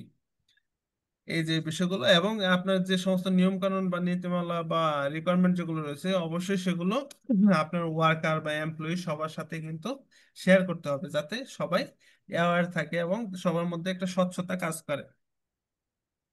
আচ্ছা। তারপর হচ্ছে আপনি যখন এই জিনিসগুলো মেনটেন করবেন, তখন কিন্তু আপনি এই কমপ্লায়েন্সের বিভিন্ন রিকোয়ারমেন্ট বা চাহিদা সম্পর্কে কিন্তু আপনি অবগত থাকবেন। তখন দেখা গেছে আপনার সিনিয়র বা টপ ম্যানেজমেন্ট না থাকলেও কিন্তু আপনি সেই রিকোয়ারমেন্ট বা গাইডলাইন যেটা আপনার এক্সিস্টিং রয়েছে, সেই নিয়ম অনুযায়ী কিন্তু আপনি বিভিন্ন কৌশলগত বা স্ট্র্যাটেজিক যে ডিসিশন যেগুলো রয়েছে বা বিভিন্ন জটিল যে ডিসিশন, সেটা কিন্তু আপনি আইন অনুযায়ী বা আপনার নীতিমালা অনুযায়ী আপনি গ্রহণ করতে পারবেন। সেক্ষেত্রে কিন্তু আপনার হায়ার অথরিটির আলাদা করে কোনো অ্যাপ্রুভালের প্রয়োজন নাই, কারণ আপনার সেটা নীতিমালার মধ্যে আগেই অ্যাপ্রুভাল রয়েছে। তারপর রয়েছে আপনার আহ যেহেতু বর্তমান বাজার প্রত্যেকটা বিষয়ের উপরে কিন্তু কম্পিটিশনের অভাব নেই, এই প্রতিযোগিতামূলক বাজারে যদি আমরা টিকে থাকতে চাই, সেক্ষেত্রে অবশ্যই কিন্তু আমাদেরকে এই কমপ্লায়েন্সটা মেনটেন করতে হবে। যদি আমি কমপ্লায়েন্স মেনটেন না করি, সেক্ষেত্রে দেখা গেছে কোনো বায়ার বা কাস্টমার যখন কোনো অর্ডার প্লেস করতে যাবে বা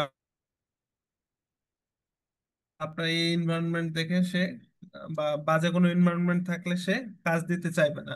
যদি কমপ্লায়েন্স ম্যানেজমেন্ট সিস্টেম ইমপ্লিমেন্ট আছে এরকম একটা প্রতিষ্ঠানে যদি কোনো বায়ার ভিজিট করে, সে কিন্তু অনায়াসেই সে জায়গাতে তাদের অর্ডারটা প্লেস করবে।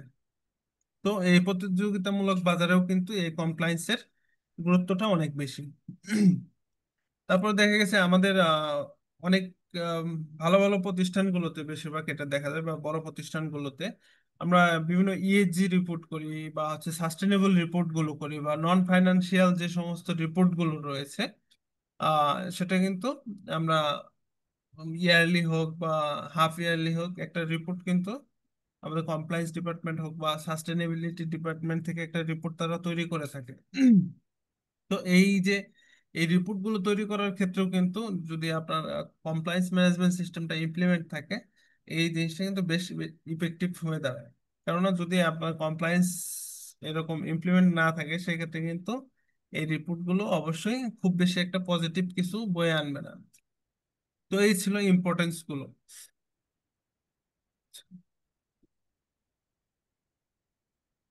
আচ্ছা, এরপর যে আসি আদার্স কিছু ইম্পর্টেন্ট এরিয়া রয়েছে কমপ্লায়েন্সের। তার মধ্যে রয়েছে গ্রিভেন্স মেকানিজম। গ্রিভেন্স মেকানিজম নিয়ে তো মোটামুটি আমরা সবাই অবগত। গ্রিভেন্স বলতে মূলত কি বুঝি স্যার? কেউ যদি একজন একটু আমাকে বলতেন গ্রিভেন্সটা মূলত কি? আসসালামু আলাইকুম স্যার। ওয়ার্ক প্লেস গ্রিভেন্স হচ্ছে স্যার বিভিন্ন কারণে যে দ্বন্দ্বটা তৈরি হয় আর কি কর্মীদের মধ্যে বা লেবারদের মধ্যে। স্যার কি শুনতে পাচ্ছেন? জি জি, শুনতে পাচ্ছি, বলুন। আহ, তাদের সেটা যে কোনো বিষয় নিয়ে দ্বন্দ্ব তৈরি হওয়া আর কি, মতের অমিল হওয়াটা। দ্বন্দ্ব বা ক্ষোভ তৈরি হওয়া, হ্যাঁ। জি। আচ্ছা, এই গ্রিভেন্সটা মূলত আমরা কিন্তু আমাদের প্রতিষ্ঠানে দেখা গেছে গ্রিভেন্স রেজিস্টার কিন্তু মেনটেন করি। সেখানে লেখা থাকে বাথরুমে শাওয়ার নেই, বাথরুমে জুতা নেই, বা বাথরুমে ঝুড়ি নেই, বা বাথরুমের সিটকিনি ভাঙা, এই যে জিনিসগুলো কিন্তু আমাদের গ্রিভেন্স রেজিস্টারে ম্যাক্সিমাম আমরা লিখে থাকি। তো এটা কিন্তু আসলে কোনো গ্রিভেন্স না, এগুলো হচ্ছে কমপ্লেইন, যেটা হচ্ছে আমরা ভার্বাল কমপ্লেইন রেজিস্টার আছে সেখানে আমরা মেনটেন করতে পারি। আর গ্রিভেন্সটা মূলত হচ্ছে অনেকদিন ধরে যেমন একটা ক্ষোভ বা হচ্ছে একটা অভিযোগ যেখানে তাদের বেনিফিটস গুলো নষ্ট হচ্ছে, বা তার sorry, তার যে সমস্ত রাইটস গুলো রয়েছে সেগুলো সে পাচ্ছে না, এর জন্য সে ম্যানেজমেন্টকে একটা গ্রিভেন্স বা তার একটা ক্ষোভ প্রকাশ করতেছে। এটা হচ্ছে গ্রিভেন্স। তো এই গ্রিভেন্সটা যাতে আপনার প্রতিষ্ঠানে যে সমস্ত ওয়ার্কার রয়েছে তারা যাতে খুব সহজেই আপনার প্রতিষ্ঠানে টপ ম্যানেজমেন্ট বা ম্যানেজমেন্টে যারা রয়েছে বা গ্রিভেন্স কমিটি যারা রয়েছে তাদের কাছে পৌঁছাতে পারে, সেজন্য পর্যাপ্ত ব্যবস্থা আপনার প্রতিষ্ঠানে থাকতে হবে। সেজন্য দেখা গেছে যে আপনি আপনার প্রতিষ্ঠানে কমপ্লেন্স বক্স মেনটেন করতে পারেন। এছাড়া হচ্ছে বিভিন্ন ইমেল বা হটলাইন নাম্বার ব্যবহার করতে পারেন, গ্রিভেন্স কমিটি সাহায্য নিতে পারেন। এই যে এই বিষয়গুলোর মাধ্যমে একটা সুন্দর গ্রিভেন্স মেকানিজম কিন্তু আপনি আপনার প্রতিষ্ঠানে তৈরি করতে পারেন। আচ্ছা, তারপর হচ্ছে sub contracting control. Sub contracting control বলতে বোঝানো হয়েছে আপনার স্টেক হোল্ডার বা সাপ্লায়ার যারা রয়েছে তাদের সাথে যখন আপনি কাজ করবেন, তাদেরকেও কিন্তু আপনি এই কমপ্লায়েন্স মনিটরিং এর মধ্যে নিয়ে আসতে পারবেন। যেমন ধরেন আপনারা এখন বিভিন্ন সোশ্যাল অডিটের ক্ষেত্রে যেগুলো করে থাকেন, দেখা গেছে আপনারা সাপ্লায়ার ইভ্যালুয়েশন বা সাপ্লায়ার ম্যাপিং যখন করেন, অবশ্যই কিন্তু সাপ্লায়ারের ইন্টারনাল অডিট গুলো করে থাকেন। সেই সাপ্লায়ার ইন্টারনাল অডিট যখন করতেছেন তখন কিন্তু তারা আপনার কন্ট্রোলিং এর মধ্যে চলে আসতেছে, বা আপনার রিকোয়ারমেন্ট অনুযায়ী কিন্তু তাদেরকে আপনি একটা অ্যাসেসমেন্ট বা ইভ্যালুয়েশন করতেছেন। তো এই জিনিসটা এখানে বোঝানো হয়েছে যে যখন আপনি কমপ্লায়েন্সের মধ্যে চলে আসবেন বা কমপ্লায়েন্সের আওতাভুক্ত হয়ে যাবেন, তখন কিন্তু অটোমেটিকলি আপনার নিরাপত্তা নিশ্চিতের জন্য আপনার supplier, sub supplier, stakeholder যারা রয়েছে তাদেরকে আপনি আপনার রিকোয়ারমেন্ট অনুযায়ী বা কমপ্লায়েন্সের রিকোয়ারমেন্ট অনুযায়ী ইভ্যালুয়েশন করা শুরু করে দেবেন। তারপর হচ্ছে রেকর্ড কিপিং। কমপ্লায়েন্স এর নিয়ম অনুযায়ী অবশ্যই আপনি প্রত্যেকটা প্রসেস বা প্রত্যেকটা জিনিসের জন্য রেকর্ড রাখতে বাধ্য। কারণ হচ্ছে যখন আপনি কোনো এভিডেন্স বা কোনো কিছুর জন্য কোনো প্রমাণ পেশ করতে যাবেন, সেক্ষেত্রে যদি আপনার কোনো রেকর্ড না থাকে বা ডকুমেন্টেশন না থাকে, সেক্ষেত্রে কিন্তু আপনি সেটার জন্য কোনো এভিডেন্স প্রদান করতে পারবেন না। সো এই জন্য অবশ্যই আপনার ফ্যাক্টরির বা হচ্ছে অন্যান্য জিনিসের সেফটি নিশ্চিত করতে হলে অবশ্যই আপনাকে এই রেকর্ডটাকে কিপিং রাখতে হবে। তারপর আছে ট্রেনিং অ্যান্ড অ্যাওয়ারনেস।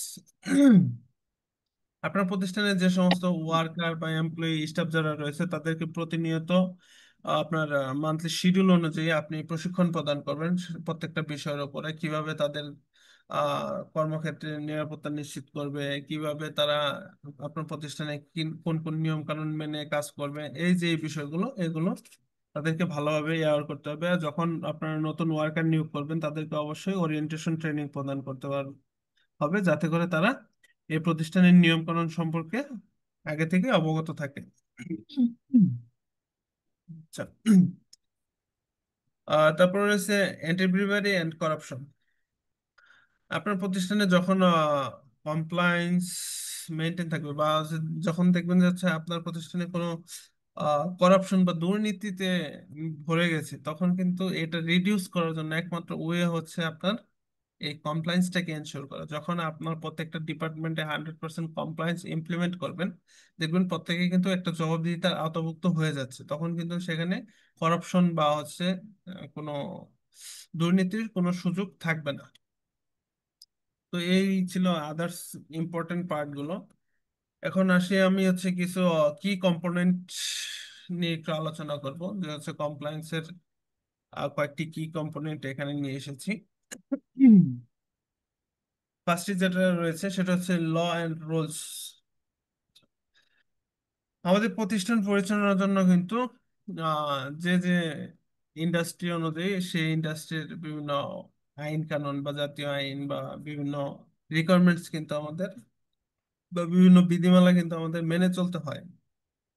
তো সেই বিধিমালা এবং নিয়ম কানুন বা বিভিন্ন আইনগুলো আমরা যখন মেনে চলবো, তখনই কিন্তু আমরা কমপ্লায়েন্স বলে গণ্য হব বা কমপ্লায়েন্সের আওতাভুক্ত হয়ে যাব। তারপরে রয়েছে বিভিন্ন রিকোয়ারমেন্টস, হতে পারে এটা হচ্ছে আপনার ইন্টারনাল ম্যানেজমেন্টের কোনো রিকোয়ারমেন্ট, বা হতে পারে আপনার কোনো বায়ারের রিকোয়ারমেন্ট, বা হচ্ছে আপনার লিগ্যাল কোনো রিকোয়ারমেন্ট। এই যে রিকোয়ারমেন্টস গুলো যখন আপনি ফুলফিল করবেন বা সেই অনুযায়ী যখন আপনার প্রতিষ্ঠান পরিচালনা করবেন, সেটা কিন্তু হচ্ছে আপনার কমপ্লায়েন্স হিসেবে গণ্য করা হবে। তারপর হচ্ছে অ্যাওয়ারনেস। কমপ্লায়েন্সের আরেকটা পার্ট হচ্ছে অ্যাওয়ারনেস। আপনাকে অবশ্যই কমপ্লায়েন্সের যে রিকোয়ারমেন্ট রয়েছে সেগুলো সম্পর্কে অবশ্যই আপনার আহ, প্রতিষ্ঠানের যে সমস্ত কর্মী রয়েছে বা ওয়ার্কার যারা রয়েছে সবাইকে আপনার সচেতনতা তৈরি করতে হবে, যাতে করে অবশ্যই তারা সেই সচেতনতা অবলম্বন করে আপনার প্রতিষ্ঠানকে পরিচালনা করতে পারে বা আপনার প্রতিষ্ঠানে কাজ করে যেতে পারে। তারপর রয়েছে স্ট্যান্ডার্ড বা মানদণ্ড। আপনার প্রতিষ্ঠানে দেখবেন বিভিন্ন বায়ার বিভিন্ন সময় বিভিন্ন স্ট্যান্ডার্ডের রিকোয়ারমেন্ট দেয় বা বিভিন্ন অডিট করতে বলে। এই যে বিভিন্ন মানদণ্ড বা স্ট্যান্ডার্ড গুলো রয়েছে, এগুলো মেনটেন করা বা হচ্ছে এগুলো মেনে চলে আপনার প্রতিষ্ঠানকে পরিচালনা করা, এগুলো হচ্ছে কমপ্লায়েন্সের আওতাভুক্ত একটি কাজ। আচ্ছা, তারপর হচ্ছে গভর্নেন্স। গভর্নেন্স বলতে হচ্ছে আপনার প্রতিষ্ঠানের বিভিন্ন জবাবদিহিতা বা বিভিন্ন ডিসিশন বা আপনার প্রতিষ্ঠান পরিচালনার যে নিয়ম শৃঙ্খলা বা ম্যানেজমেন্ট সিস্টেম, সেগুলো আপনি নৈতিক এবং স্বচ্ছভাবে যখন নিশ্চিত করতে যাবেন, সেক্ষেত্রে অবশ্যই আপনাকে গভর্নেন্স বা সুশাসনের প্রয়োজন হবে।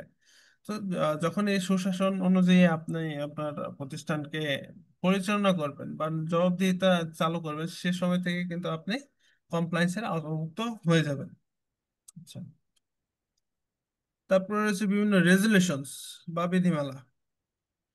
বিভিন্ন সরকারি বা বেসরকারি হোক বা বিভিন্ন এনজিও থেকে দেখা গেছে বিভিন্ন সময়ে আমাদের এক এক ইন্ডাস্ট্রির জন্য এক এক সময় এক এক ধরনের গেজেট বা হচ্ছে বিভিন্ন ধরনের প্রবিধান তারা জারি করে থাকে, বা বিভিন্ন পলিসি বা বিধিমালা তারা তৈরি করে থাকে। আমাদের প্রতিষ্ঠান সুশৃঙ্খল ভাবে পরিচালনা করতে গেলে কিন্তু আমাদের এগুলো অবশ্যই মেনে চলতে হয়। দেখা গেছে এই যে 5 বছর পর পর যেটা শুরু হয় আমাদের হচ্ছে শ্রমিকদের আন্দোলন শুরু হয়, তাদের ওয়েজেস বা হচ্ছে তাদের বেনিফিট গুলো একটু বাড়ানোর জন্য। এগুলো কিন্তু রেজলিউশনের মধ্যে পড়ে। এগুলো কিন্তু আমাদের প্রতিষ্ঠানকে সুশৃঙ্খল বা শান্তিপূর্ণভাবে পরিচালনার জন্য কিন্তু আমরা মেনে চলি। এটাও কিন্তু এক ধরনের কমপ্লায়েন্স। আচ্ছা, তারপর হচ্ছে স্বচ্ছতা। আমাদের প্রতিষ্ঠানে যে সমস্ত কার্যকলাপ বা যে ধরনের কাজ হয় বা হচ্ছে যে সমস্ত নিয়ম কানুনে আমাদের কাজ করার পলিসি রয়েছে, সেগুলো অবশ্যই সবার সাথে ট্রান্সপারেন্ট থাকতে হবে বা খোলামেলা থাকতে হবে, এবং সেখানে অবশ্যই মালিক শ্রমিক সবার নিরপেক্ষভাবে রাইটস দেওয়া থাকতে হবে, যাতে করে সবাই এই নিরপেক্ষভাবে সেই পলিসিটা মেনটেন করতে পারে। এবং এই পলিসি থাকার ফলে বা হচ্ছে সেই ট্রান্সপারেন্সি থাকার ফলে অবশ্যই কিন্তু আপনার প্রতিষ্ঠানে একটা জবাবদিহিতা তৈরি হবে, যাতে করে দেখা গেছে ম্যানেজমেন্ট এবং ওয়ার্কারের মধ্যে একটা আস্থা বা হচ্ছে একটা ট্রাস্টের পার্টটা চলে আসবে অটোমেটিকলি। তারপর হচ্ছে পলিসি। না, প্রত্যেকটা প্রতিষ্ঠানে পরিচালনার ক্ষেত্রে দেখা গেছে আমরা বিভিন্ন সময় বিভিন্ন পলিসি তৈরি করি, সেটা ম্যানেজমেন্টের রিকোয়ারমেন্ট হোক বা হচ্ছে আমাদের বাইরের রিকোয়ারমেন্ট হোক। বিভিন্ন সময় বিভিন্ন রিকোয়ারমেন্ট অনুযায়ী যখন আমরা বিভিন্ন নীতিমালা তৈরি করি, সেটা কিন্তু অবশ্যই আমাদেরকে লিখিত আকারে আমাদের লিখিত আকারে ডকুমেন্টেশন করে রাখতে হয়, যাতে করে সেটা আমাদের পথ প্রদর্শক বা নির্দেশনা হিসেবে কাজ করতে পারে। সেটা গাইডলাইন হিসেবে বা একটা বেস ধরে যাতে আমরা প্রতিষ্ঠানটাকে পরিচালনা করতে পারি। এই গাইডলাইন বা বেস হিসেবে বেস গুলো যখন আমরা পরিচালনা করব, সেটাও কিন্তু একটা কমপ্লায়েন্সের আওতাভুক্ত বা কমপ্লায়েন্সের কি কম্পোনেন্ট হিসেবে কাজ করে। আচ্ছা। আচ্ছা। পর্যায়ে আসি কমপ্লায়েন্সের কোর এরিয়া গুলো নিয়ে একটু কথা বলবো। কমপ্লায়েন্সের বেসিক্যালি হচ্ছে 10টি কোর এরিয়া রয়েছে। এর মধ্যে রয়েছে চাইল্ড লেবার। চাইল্ড লেবার কিন্তু আমাদের প্রতিষ্ঠানগুলোতে সম্পূর্ণ প্রহিবিটেড বা নিষিদ্ধ। কোনো প্রকার কোনো চাইল্ড লেবার কিন্তু আমাদের প্রতিষ্ঠানে রাখা যাবে না। এবং ইয়ং লেবার যেটা রয়েছে, ইয়ং লেবার কিন্তু এর একটা পার্ট। ইয়ং লেবার রাখার ক্ষেত্রে কিন্তু অবশ্যই আমাকে ইয়ং লেবারের যে গাইডলাইন যেগুলো রয়েছে বা আইন যেটা রয়েছে, যে তার কাজের সময়, তার স্কুলে যাওয়ার সময় বা পড়াশোনার সময় মিলিয়ে 10 ঘন্টার বেশি তাকে কাজ করানো যাবে না। এবং তাকে অবশ্যই স্কুলে যাওয়ার সুযোগ দিতে হবে, খেলাধুলার সুযোগ দিতে হবে।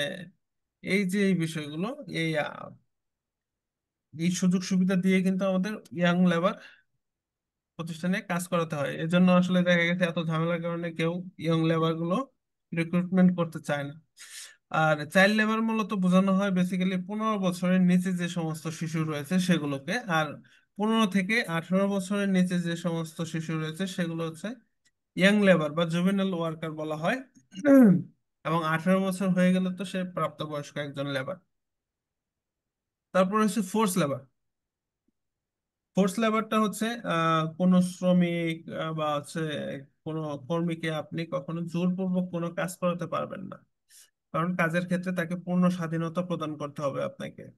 দেখা গেছে অনেক সময় আমরা জোরপূর্বক কোনো ওয়ার্কারকে চাকরির ভয় দেখিয়ে কাজ করাই, বা হচ্ছে কোনো সময় কারো মূল্যবান কোনো সার্টিফিকেটের মূল কপি বা হচ্ছে মূল্যবান কোনো জিনিসপত্র আটকে রেখে তাদেরকে দিয়ে জোরপূর্বক কাজ করায়, বা নির্দিষ্ট একটি জায়গায় বন্দি করে তাদেরকে দিয়ে কাজ করে। এই যে ফোর্সফুলি যে কাজগুলো করে, এগুলো কিন্তু সম্পূর্ণ নিষিদ্ধ। এগুলো কিন্তু টোটালি করা যাবে না। আচ্ছা। তারপর হচ্ছে হেলথ এন্ড সেফটি। আমাদের প্রতিষ্ঠানে ওয়ার্কারদের হোক বা আমার ফ্যাক্টরি হোক, যে সমস্ত নিরাপত্তা ইস্যুস গুলো রয়েছে, সেটা হতে পারে বিল্ডিং সেফটি, ফায়ার সেফটি, বা আমাদের কর্মীদের হেলথ সেফটি, বা মেডিকেল সেফটি, বা পার্সোনাল প্রোটেক্টিভ ইকুইপমেন্ট হোক, বা এই যে জিনিসগুলা, বা আগুন নিভানোর জন্য যে ইকুইপমেন্ট গুলো রয়েছে, বা হচ্ছে মেডিকেল সেন্টার যেগুলো রয়েছে, এই যে এই জিনিসগুলো, এগুলো অবশ্যই আমাদেরকে মেনে চলতে হবে। তারপর হচ্ছে free association and collective bargaining. সংঘবদ্ধ হওয়ার স্বাধীনতা এবং যৌথ দর কষাকষি। হুম। আমাদের প্রতিষ্ঠানে দেখবেন হচ্ছে পিসি কমিটি বা সেফটি কমিটি বা হচ্ছে ট্রেড ইউনিয়ন, পিসি বা ট্রেড ইউনিয়ন যেগুলো রয়েছে, এগুলো কিন্তু মালিক এবং শ্রমিকের সমহারে একটি কমিটি গঠন করা হয়, যার মাধ্যমে কিন্তু আমাদের শ্রমিকদের যে অধিকার বা রাইটস যেগুলো রয়েছে সেগুলো সম্পর্কে সরাসরি ম্যানেজমেন্ট বা মালিক পক্ষের সাথে একটি বৈঠকের মাধ্যমে আলোচনা করা হয়। কোনো ওয়ার্কার কিন্তু সরাসরি তাদের কোনো চাওয়া বা তাদের কোনো বেনিফিটস এর কথা কিন্তু সরাসরি ম্যানেজমেন্টকে বলতে চাইবে না, কারণ এতে করে দেখা গেছে সে কিন্তু মনে মনে একটা ইতস্তত ফিল করবে, যে বা হচ্ছে তার চাকরির একটা ভয় করবে, যে আমি যেটা বলবো আমার যদি চাকরি থেকে বের করে দেয়, বা আছে তাদের মনে একটা শঙ্কা কাজ করবে। এই তাদের শঙ্কা এবং হচ্ছে তাদের ইতস্তত ফিলটা দূর করানোর জন্য বাংলাদেশ সরকার ট্রেড ইউনিয়ন বা পিসি কমিটির বা অংশগ্রহণকারী কমিটি বা ডব্লিউপিসি যেটাই বলেন না কেন, এটা তৈরি করার জন্য বলা হয়েছে, যাতে করে তারা তাদের যে অধিকার বা তাদের যে রাইটস যেগুলো রয়েছে সেগুলো নিয়ে যাতে দর কষাকষি করতে পারে বা বার্গেনিং করতে পারে, যাতে সেজন্য তাদেরকে একটা সুযোগ করে দেওয়া হয়েছে। যখন কোনো ওয়ার্কারের এরকম কোনো অভিযোগ বা কোনো রিকোয়ারমেন্টস বা কোনো চাহিদা যদি থাকে, সে যদি সরাসরি ম্যানেজমেন্টকে বলতে না পারে, তার শ্রমিক প্রতিনিধি বা ওয়ার্কার রিপ্রেজেন্টেটিভ যিনি থাকবে তার কাছে বললে, সেই শ্রমিক প্রতিনিধি মালিক পক্ষের সভাপতি হোক বা সদস্য সচিব হোক, যে হোক, যার কাছে বলবে, তারা একটা মিটিং এর আয়োজন করে কিন্তু দেখা গেছে সেই সমস্যাটার একটি সুষ্ঠু সমাধান তৈরি করতে পারবে। এতে করে দেখা গেছে আমার মালিকও স্যাটিসফাই, আমার ওয়ার্কারও স্যাটিসফাই। আচ্ছা, আর তারপর হচ্ছে ওয়ার্কিং আওয়ার। আপনার প্রতিষ্ঠানের ওয়ার্কিং আওয়ার অবশ্যই লিখিত আকারে বা হচ্ছে অ্যাপ্রুভাল থাকতে হবে। আপনার প্রতিষ্ঠান সকাল 7টা থেকে 5টা পর্যন্ত নাকি সরি 7টা থেকে 4টা পর্যন্ত, নাকি 8টা থেকে 5টা পর্যন্ত, নাকি 9টা থেকে 6টা পর্যন্ত, এই যে একটা নির্দিষ্ট time limit, general working hour 8 ঘন্টা, এই 8 ঘন্টা কয়টা থেকে কয়টা এটা আপনার স্পেসিফিক থাকতে হবে আপনার প্রতিষ্ঠানে, এবং সেটা অ্যাপ্রুভাল থাকতে হবে। এছাড়াও দেখা গেছে আপনার যদি কোনো অতিরিক্ত কাজের প্রয়োজন হয় বা ওভারটাইমের প্রয়োজন হয়, সেই ক্ষেত্রে অবশ্যই ওয়ার্কারের সম্মতিক্রমে আপনি 2 ঘন্টা ওভারটাইম করাতে পারবেন। সেটা অবশ্যই প্রতিদিন কাজের ঘন্টা 10 ঘন্টা, 10 ঘন্টার অতিরিক্ত হতে পারবে না, এবং সপ্তাহে সেটা 48 ঘন্টার বেশি, সরি, সপ্তাহে সেটা অবশ্যই 12 ঘন্টার বেশি ওভারটাইম হতে পারবে না। সো এই যে ওয়ার্কিং আওয়ারের যে লিমিটেশনস, এগুলো অবশ্যই আপনাকে মেনে কাজ করতে হবে। তারপর রয়েছে ওয়েজেস অ্যান্ড বেনিফিটস। আপনার প্রতিষ্ঠানের যে ভিত্তি করে যে ওয়েজেস গেজেটটা রয়েছে, বা আপনার সেক্টরের অনুযায়ী যে স্যালারি মিনিমাম রিকোয়ারমেন্ট যেটা বাংলাদেশ সরকার কর্তৃক দেওয়া রয়েছে, সেই অনুযায়ী আপনাকে অবশ্যই শ্রমিকদের বেতন প্রদান করতে হবে। আপনার বেতনটা মাসিক হারে নাকি সাপ্তাহিক হারে নাকি 15 দিন পর পর স্যালারি হয়, সেটা অবশ্যই আপনাকে স্পেসিফিক রাখতে হবে। এবং স্যালারি ব্যতীত তাদের যে ফাইন্যান্সিয়াল আদার্স যে বেনিফিটস গুলো রয়েছে, সেটা হতে পারে ফেস্টিভ্যাল বোনাস বা হচ্ছে আর্নলিভ বা বা হচ্ছে সার্ভিস বেনিফিট, এই যে বিষয়গুলো, এই বেনিফিটস গুলো সম্পর্কে সবাইকে অবগত রাখতে হবে এবং এগুলো আপনাকে প্রদান করতে হবে। তারপর হচ্ছে ডিসক্রিমিনেশন, বৈষম্য। বৈষম্যটা আসলে হচ্ছে আমাদের প্রতিষ্ঠানে দেখা গেছে ফ্যাক্টরি গেট থেকেই শুরু হয়, এবং দেখা গেছে যে আমরা যখন নিয়োগ করি, নিয়োগের ক্ষেত্রে দেখা গেছে আমরা স্বজন প্রীতির কারণে আমাদের যে পরিচিত জনের মাধ্যমে যারা আসে তাদেরকে বেশি প্রায়োরিটি দিয়ে থাকি। এছাড়াও প্রোডাকশন ফ্লোরের কথা যদি বলি, প্রোডাকশন ফ্লোরে দেখা গেছে যে কোনো মহিলার সাথে কোনো সুপারভাইজার বা লাইন চেপের যদি ভালো ভালো একটা রিলেশন থাকে, তাহলে কিন্তু সে ওই ওয়ার্কারটাকে খুব বেশি ফ্যাসিলিটি দিয়ে থাকে, এবং আদার্স ওয়ার্কারদের কিন্তু আহ, খুবই চাপের উপরে রাখে, যাতে করে প্রোডাকশনটা সে ফুলফিল করতে পারে। বা দেখা গেছে কোনো বিবাহিত মহিলাদেরকে সে একটু অন্য চোখে দেখতেছে, তাদেরকে খুব বেশি প্রেসারে রাখতেছে, বা তাদের সুযোগ সুবিধা কম দিচ্ছে। অনেক সময় জাতি, ধর্ম, বর্ণ বা বিভিন্ন রাজনৈতিক দিক থেকেও হতে পারে, আমরা ডিসক্রিমিনেশনের শিকার হয়ে থাকি। এই যে ডিসক্রিমিনেশনটা টোটালি করা যাবে না, সবাইকে সমান অধিকার প্রদান করতে হবে, যাতে করে সবাই তাদের অধিকারগুলো সুষ্ঠু এবং সুন্দরভাবে পেয়ে থাকে। আচ্ছা, তারপর রয়েছে হ্যারাসমেন্ট অ্যান্ড অ্যাবিউজ। আপনার প্রতিষ্ঠানে কোনো ওয়ার্কার বা কোনো কর্মীকে আপনি কোনো প্রকার কোনো হয়রানি বা গালিগালাজ করতে পারবেন না, কারণ কাজের স্থান হচ্ছে বা কর্মক্ষেত্রটা হচ্ছে সম্পূর্ণ স্বাধীন। সেখানে সে তার স্বাধীনভাবে বা স্বাধীনতা নিয়ে কাজ করতে পারবে। সেখানে আপনি তাকে কোনো প্রকার কোনো গালিগালাজ বা কোনো প্রকার কোনো গায়ে হাত তোলা বা নির্যাতন, এগুলো টোটালি করতে পারবেন না। যদি এগুলো করেন, সেগুলো অবশ্যই মেজর নন কমপ্লায়েন্স হিসেবে গণ্য হবে। 9 নম্বর রয়েছে এনভায়রনমেন্টাল কমপ্লায়েন্স।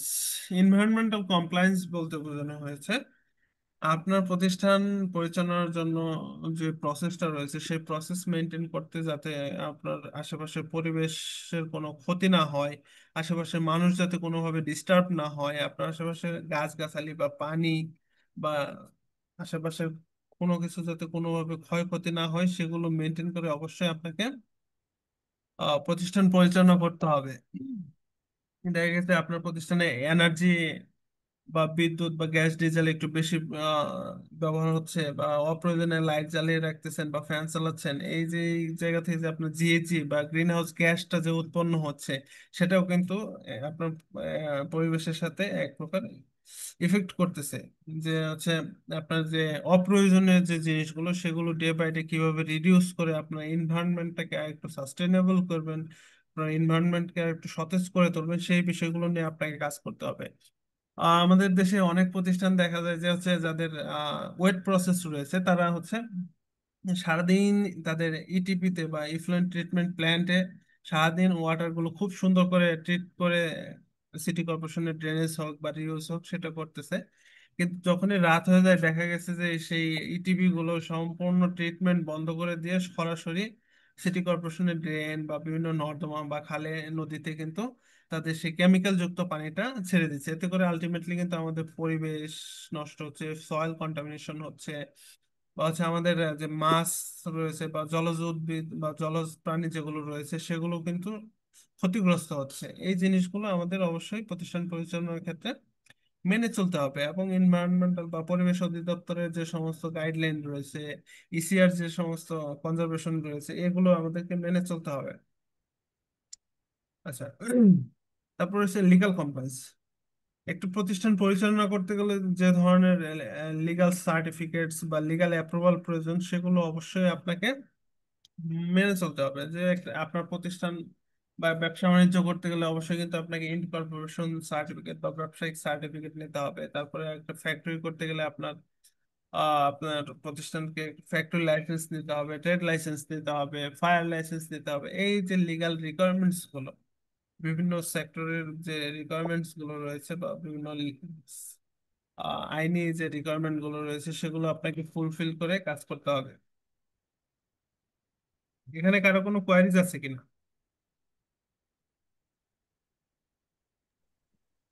আসসালামু আলাইকুম স্যার। জি sir, please. Sir, sir working আওয়ারের বিষয়টা স্যার একটু বাইরের রিকোয়ারমেন্ট অনুযায়ী ওয়ার্কিং আওয়ার কি কম বেশি জি, হতে পারে? আচ্ছা, ওয়ার্কিং আওয়ার নিয়ে যদি বলি, আন্তর্জাতিক ভাবে সাধারণ কর্মঘন্টা হচ্ছে 8 ঘন্টা। সেটা আপনি ইউএনজিবি বলেন, আইএলও বলেন, বা হচ্ছে হিউম্যান রাইটস বলেন, বা হচ্ছে এস 8000 বলেন, সম্পূর্ণ স্ট্যান্ডার্ড বা সম্পূর্ণ গাইড, যত গাইডলাইন আছে সবার নিয়ম অনুযায়ী আন্তর্জাতিক ভাবে আপনার সাধারণ কর্মঘন্টা হচ্ছে 8 ঘন্টা। তবে যদি আপনার প্রয়োজনের ক্ষেত্রে আপনার অতিরিক্ত কাজের প্রয়োজন হয়, সেটা অবশ্যই 2 ঘন্টা আপনি অতিরিক্ত কাজ করাতে পারবেন। সেটা আপনার কর্মী বা ওয়ার্কারদের সম্মতিক্রমে, তাদেরকে জোরপূর্বক আপনি কাজ করাতে পারবেন না। যদি কোনো ওয়ার্কার বলে যে না, আমি এই 2 ঘন্টা ওভার টাইম করবো না, আমার জেনারেল 8 ঘন্টা, আমি 8 ঘন্টায় ডিউটি করবো, তাহলে কিন্তু আপনি তাকে দিয়ে কাজ করাতে পারবেন, জোরপূর্বক কাজ করাতে পারবেন না। এবং এই যে এই 2 ঘন্টা ওভার টাইম, সেটা কিন্তু অবশ্যই আপনি যে তার যে জেনারেল কর্মঘন্টার যে রেটটা রয়েছে তার থেকে দ্বিগুণ হারে তাকে প্রদান পেমেন্ট করতে হবে, বা সেইভাবে আপনাকে বেতন প্রদান করতে হবে।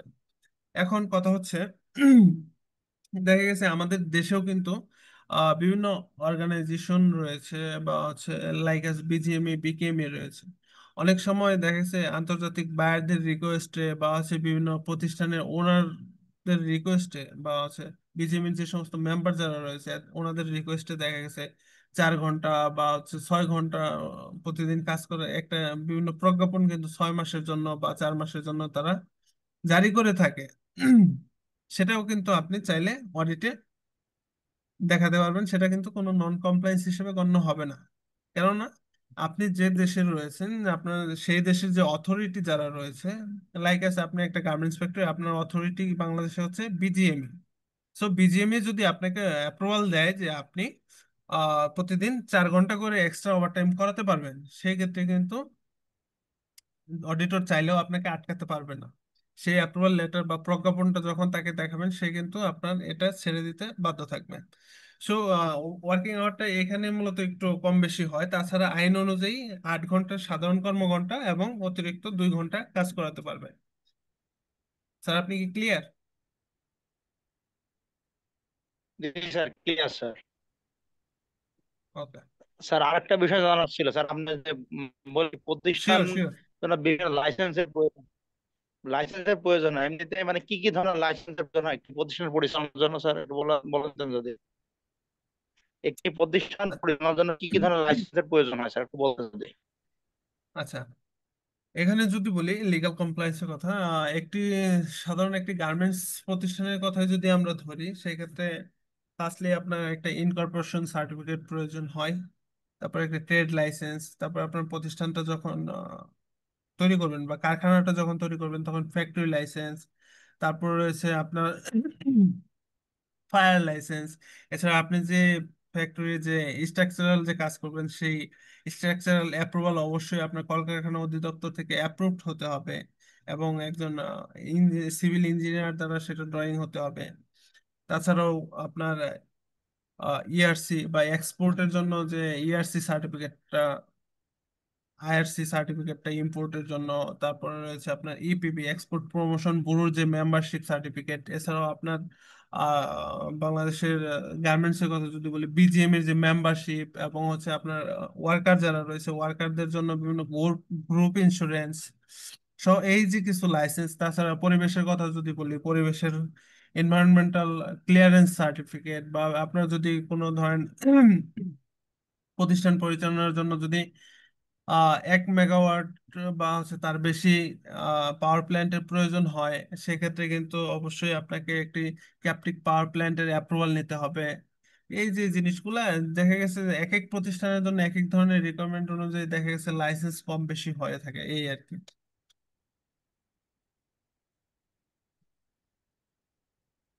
আর কোনো কোয়ারিজ আছে স্যার? না, thank you sir.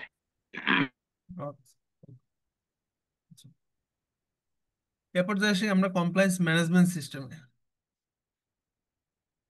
Compliance management সিস্টেমটা যখন আমি ইমপ্লিমেন্ট করব বা আমার প্রতিষ্ঠানে ইমপ্লিমেন্ট করতে যাব, সেক্ষেত্রে ম্যানেজমেন্ট সিস্টেমের যে ভূমিকা বা ম্যানেজমেন্ট সিস্টেমের যে দায়িত্ব, বা কিভাবে ম্যানেজমেন্ট এই সিস্টেমটাকে ইমপ্লিমেন্ট করবেন, সেটা নিয়ে এখানে আলোচনা করা হয়েছে। এখানে টোটাল 7টি বিষয়কে এখানে নিয়ে আসা হয়েছে।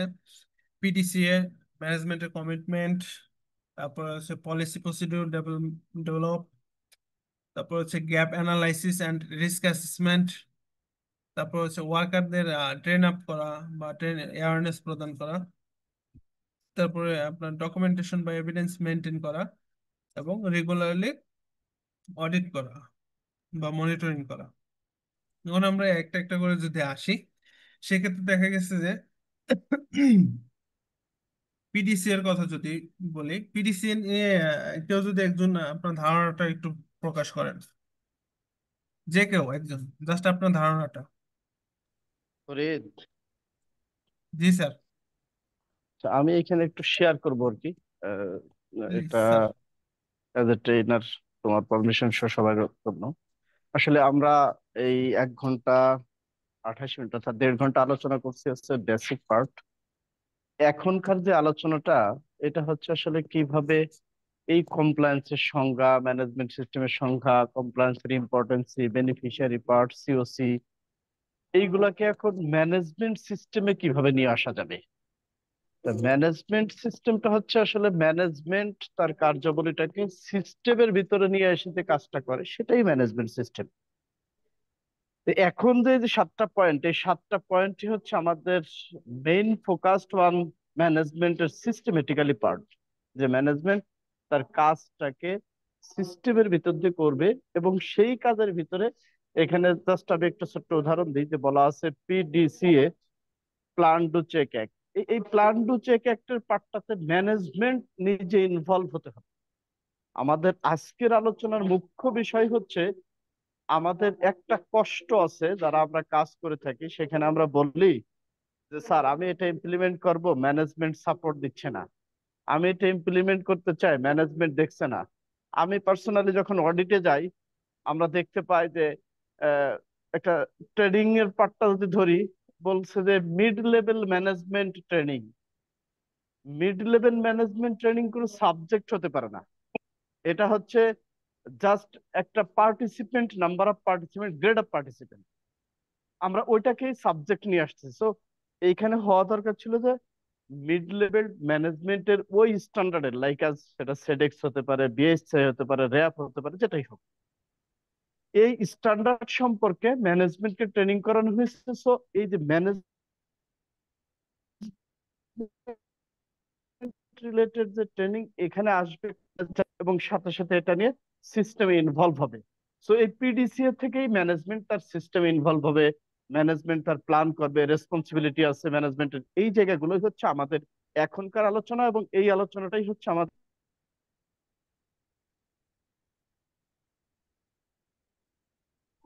এখন এই শুনতে জায়গাটা, পাচ্ছি আমি। আচ্ছা, মাঝে মনে হয় একটু নেটওয়ার্কের প্রবলেম দেখি, সরি।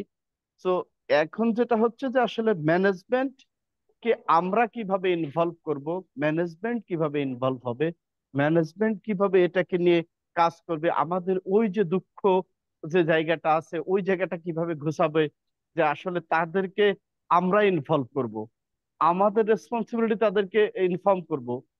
তো এইটাই হচ্ছে আমাদের আজকের ট্রেনিং এর মূল আলোচনার জায়গা এটা। So go ahead Farid. Thank you ভাই। আমি আছি, যদি কখনো কোনো কিছু ইনপুট থাকে আমি কথা বলবো, সমস্যা নেই। ফরিদ স্যার আসতে আসতে, তো এই যে যে লাইকাস যেটা আমরা বলতেছিলাম, যে যেমন আমরা যদি আইএসও এর একটা স্ট্যান্ডার্ডে যাই, দেখবেন ওইখানে আইএসও এর স্ট্যান্ডার্ড আমরা যে লাইকাস 9001 কোয়ালিটি ম্যানেজমেন্ট, 14001, 45001, এই জায়গায় দেখবেন স্ট্যান্ডার্ডের ক্লাস 5.1 এ ম্যানেজমেন্ট তাদের রেসপন্সিবিলিটি দিয়েছে ওই স্ট্যান্ডার্ডটা কিভাবে তারা করবে ম্যানেজমেন্ট লেভেল থেকে, সেটা এমডি, জিএম, ডিএমডি, পিএম যে হোক না কেন। সো ওইটাকেই যদি আমরা বেস ধরি, আমাদের এই সেডেক্স, বিএসএ, র্যাপ, সিটিপ্যাড, ওকোটেক্স, গডস আছে, জেআরএস আছে, যা আছে, প্রত্যেকটা স্ট্যান্ডার্ড ম্যানেজমেন্টকে ইনভলভ করতে হবে। ম্যানেজমেন্ট যখন বলবে প্রোডাকশনকে যে আমার এইচআর ডিপার্টমেন্টকে লোক দিতে হবে ট্রেনিং করানোর জন্য, সাথে সাথে তোমারও ভাই টার্গেট অ্যাচিভ করতে হবে। বাট ম্যানেজমেন্ট যখন বলবে, তার মানে কি, এই ট্রেনিংটাতে যে করানো দরকার, এইখানে ম্যানেজমেন্ট তার সিস্টেমে ইনভলভ হলো। এতদিন বলছে সেডেক্স বেসে করতে হবে, আমাদের এটার অডিট রিপোর্ট দরকার, গ্রেড এটা পেতে হবে, রেজাল্ট, কিন্তু এটা পাওয়ার জন্য এখন ম্যানেজমেন্ট নিজেই ইনভলভ হয়ে বলছে এই প্রোডাকশন থেকে লোক দিতে হবে। এই যে this is management system for the training and attendance. প্রত্যেকটা পার্টটাতে আমরা প্রসিডিউর বানাই, এসওপি বানানোর জন্য এইচআর ডিপার্টমেন্ট কথা বলবে কোয়ালিটি ডিপার্টমেন্টের সাথে, মার্চেন্ডাইজিং ডিপার্টমেন্টের সাথে। তাহলে এই জায়গায় কথা বলতে গেলে মার্চেন্ডাইজিং ডিপার্টমেন্ট এইচআর ডিপার্টমেন্টকে ঠিক মতো কোঅপারেশনটা নাও করতে পারে, সেটা ব্যস্ততা হোক বা যে কোনো কারণ হোক। বাট টপ ম্যানেজমেন্টের পক্ষ থেকে ওই এসওপি করার জন্য তাদের ম্যানেজমেন্ট সিস্টেম হচ্ছে, টপ ম্যানেজমেন্ট ইনফর্ম করবে ওই মার্চেন্ডাইজিং ডিপার্টমেন্ট বা কোয়ালিটি ডিপার্টমেন্টকে যে এই এসওপি আমাদের করতে হবে, এই জন্য আপনার কোঅপারেশনটা এখানে দিতে হবে। এই যে ম্যানেজমেন্ট এসওপি করার জন্য সিস্টেমে ইনভলভ হলো। This is management system, this is social compliance management system. Farid কি আসছে? জি স্যার, আসি স্যার, নেটের সমস্যা আচ্ছা, হচ্ছিল ওকে। একটু। আচ্ছা, ঠিক আছে, স্টার্ট করো। হ্যাঁ, আমি আসছি, যখন ইনপুট দেওয়া লাগে আমি দিব। হ্যাঁ, ওকে, প্লিজ। ঠিক আছে sir, okay, thank okay. You sir.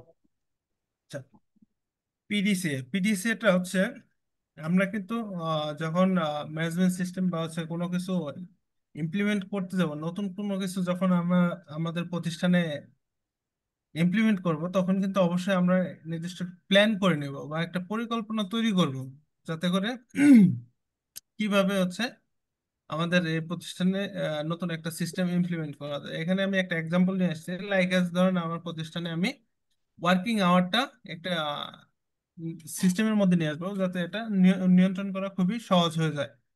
তো সেজন্য যখন আমি প্ল্যানটা করেছি, তারপরে এটাকে অবশ্যই আমাকে মানে হচ্ছে বাস্তবায়ন করতে হবে। তো এই বাস্তবায়ন করার জন্য আমাকে একটি শ্রমিকদের ওভারটাইম রেজিস্টার বা শ্রমিক রেজিস্টার আমাকে কিন্তু অ্যাটেন্ডেন্স রেজিস্টারটা মেনটেন করতে হচ্ছে। তো এই যে আমি পরিকল্পনাটা করলাম, এই পরিকল্পনার আলোকে আমার যে সিদ্ধান্ত বা হচ্ছে আমার যে বাস্তবায়নের যে স্টেপটা, এটা কিন্তু আমি এই ডুতে নিয়ে নিয়েছি। তারপরে সি ফর চেক।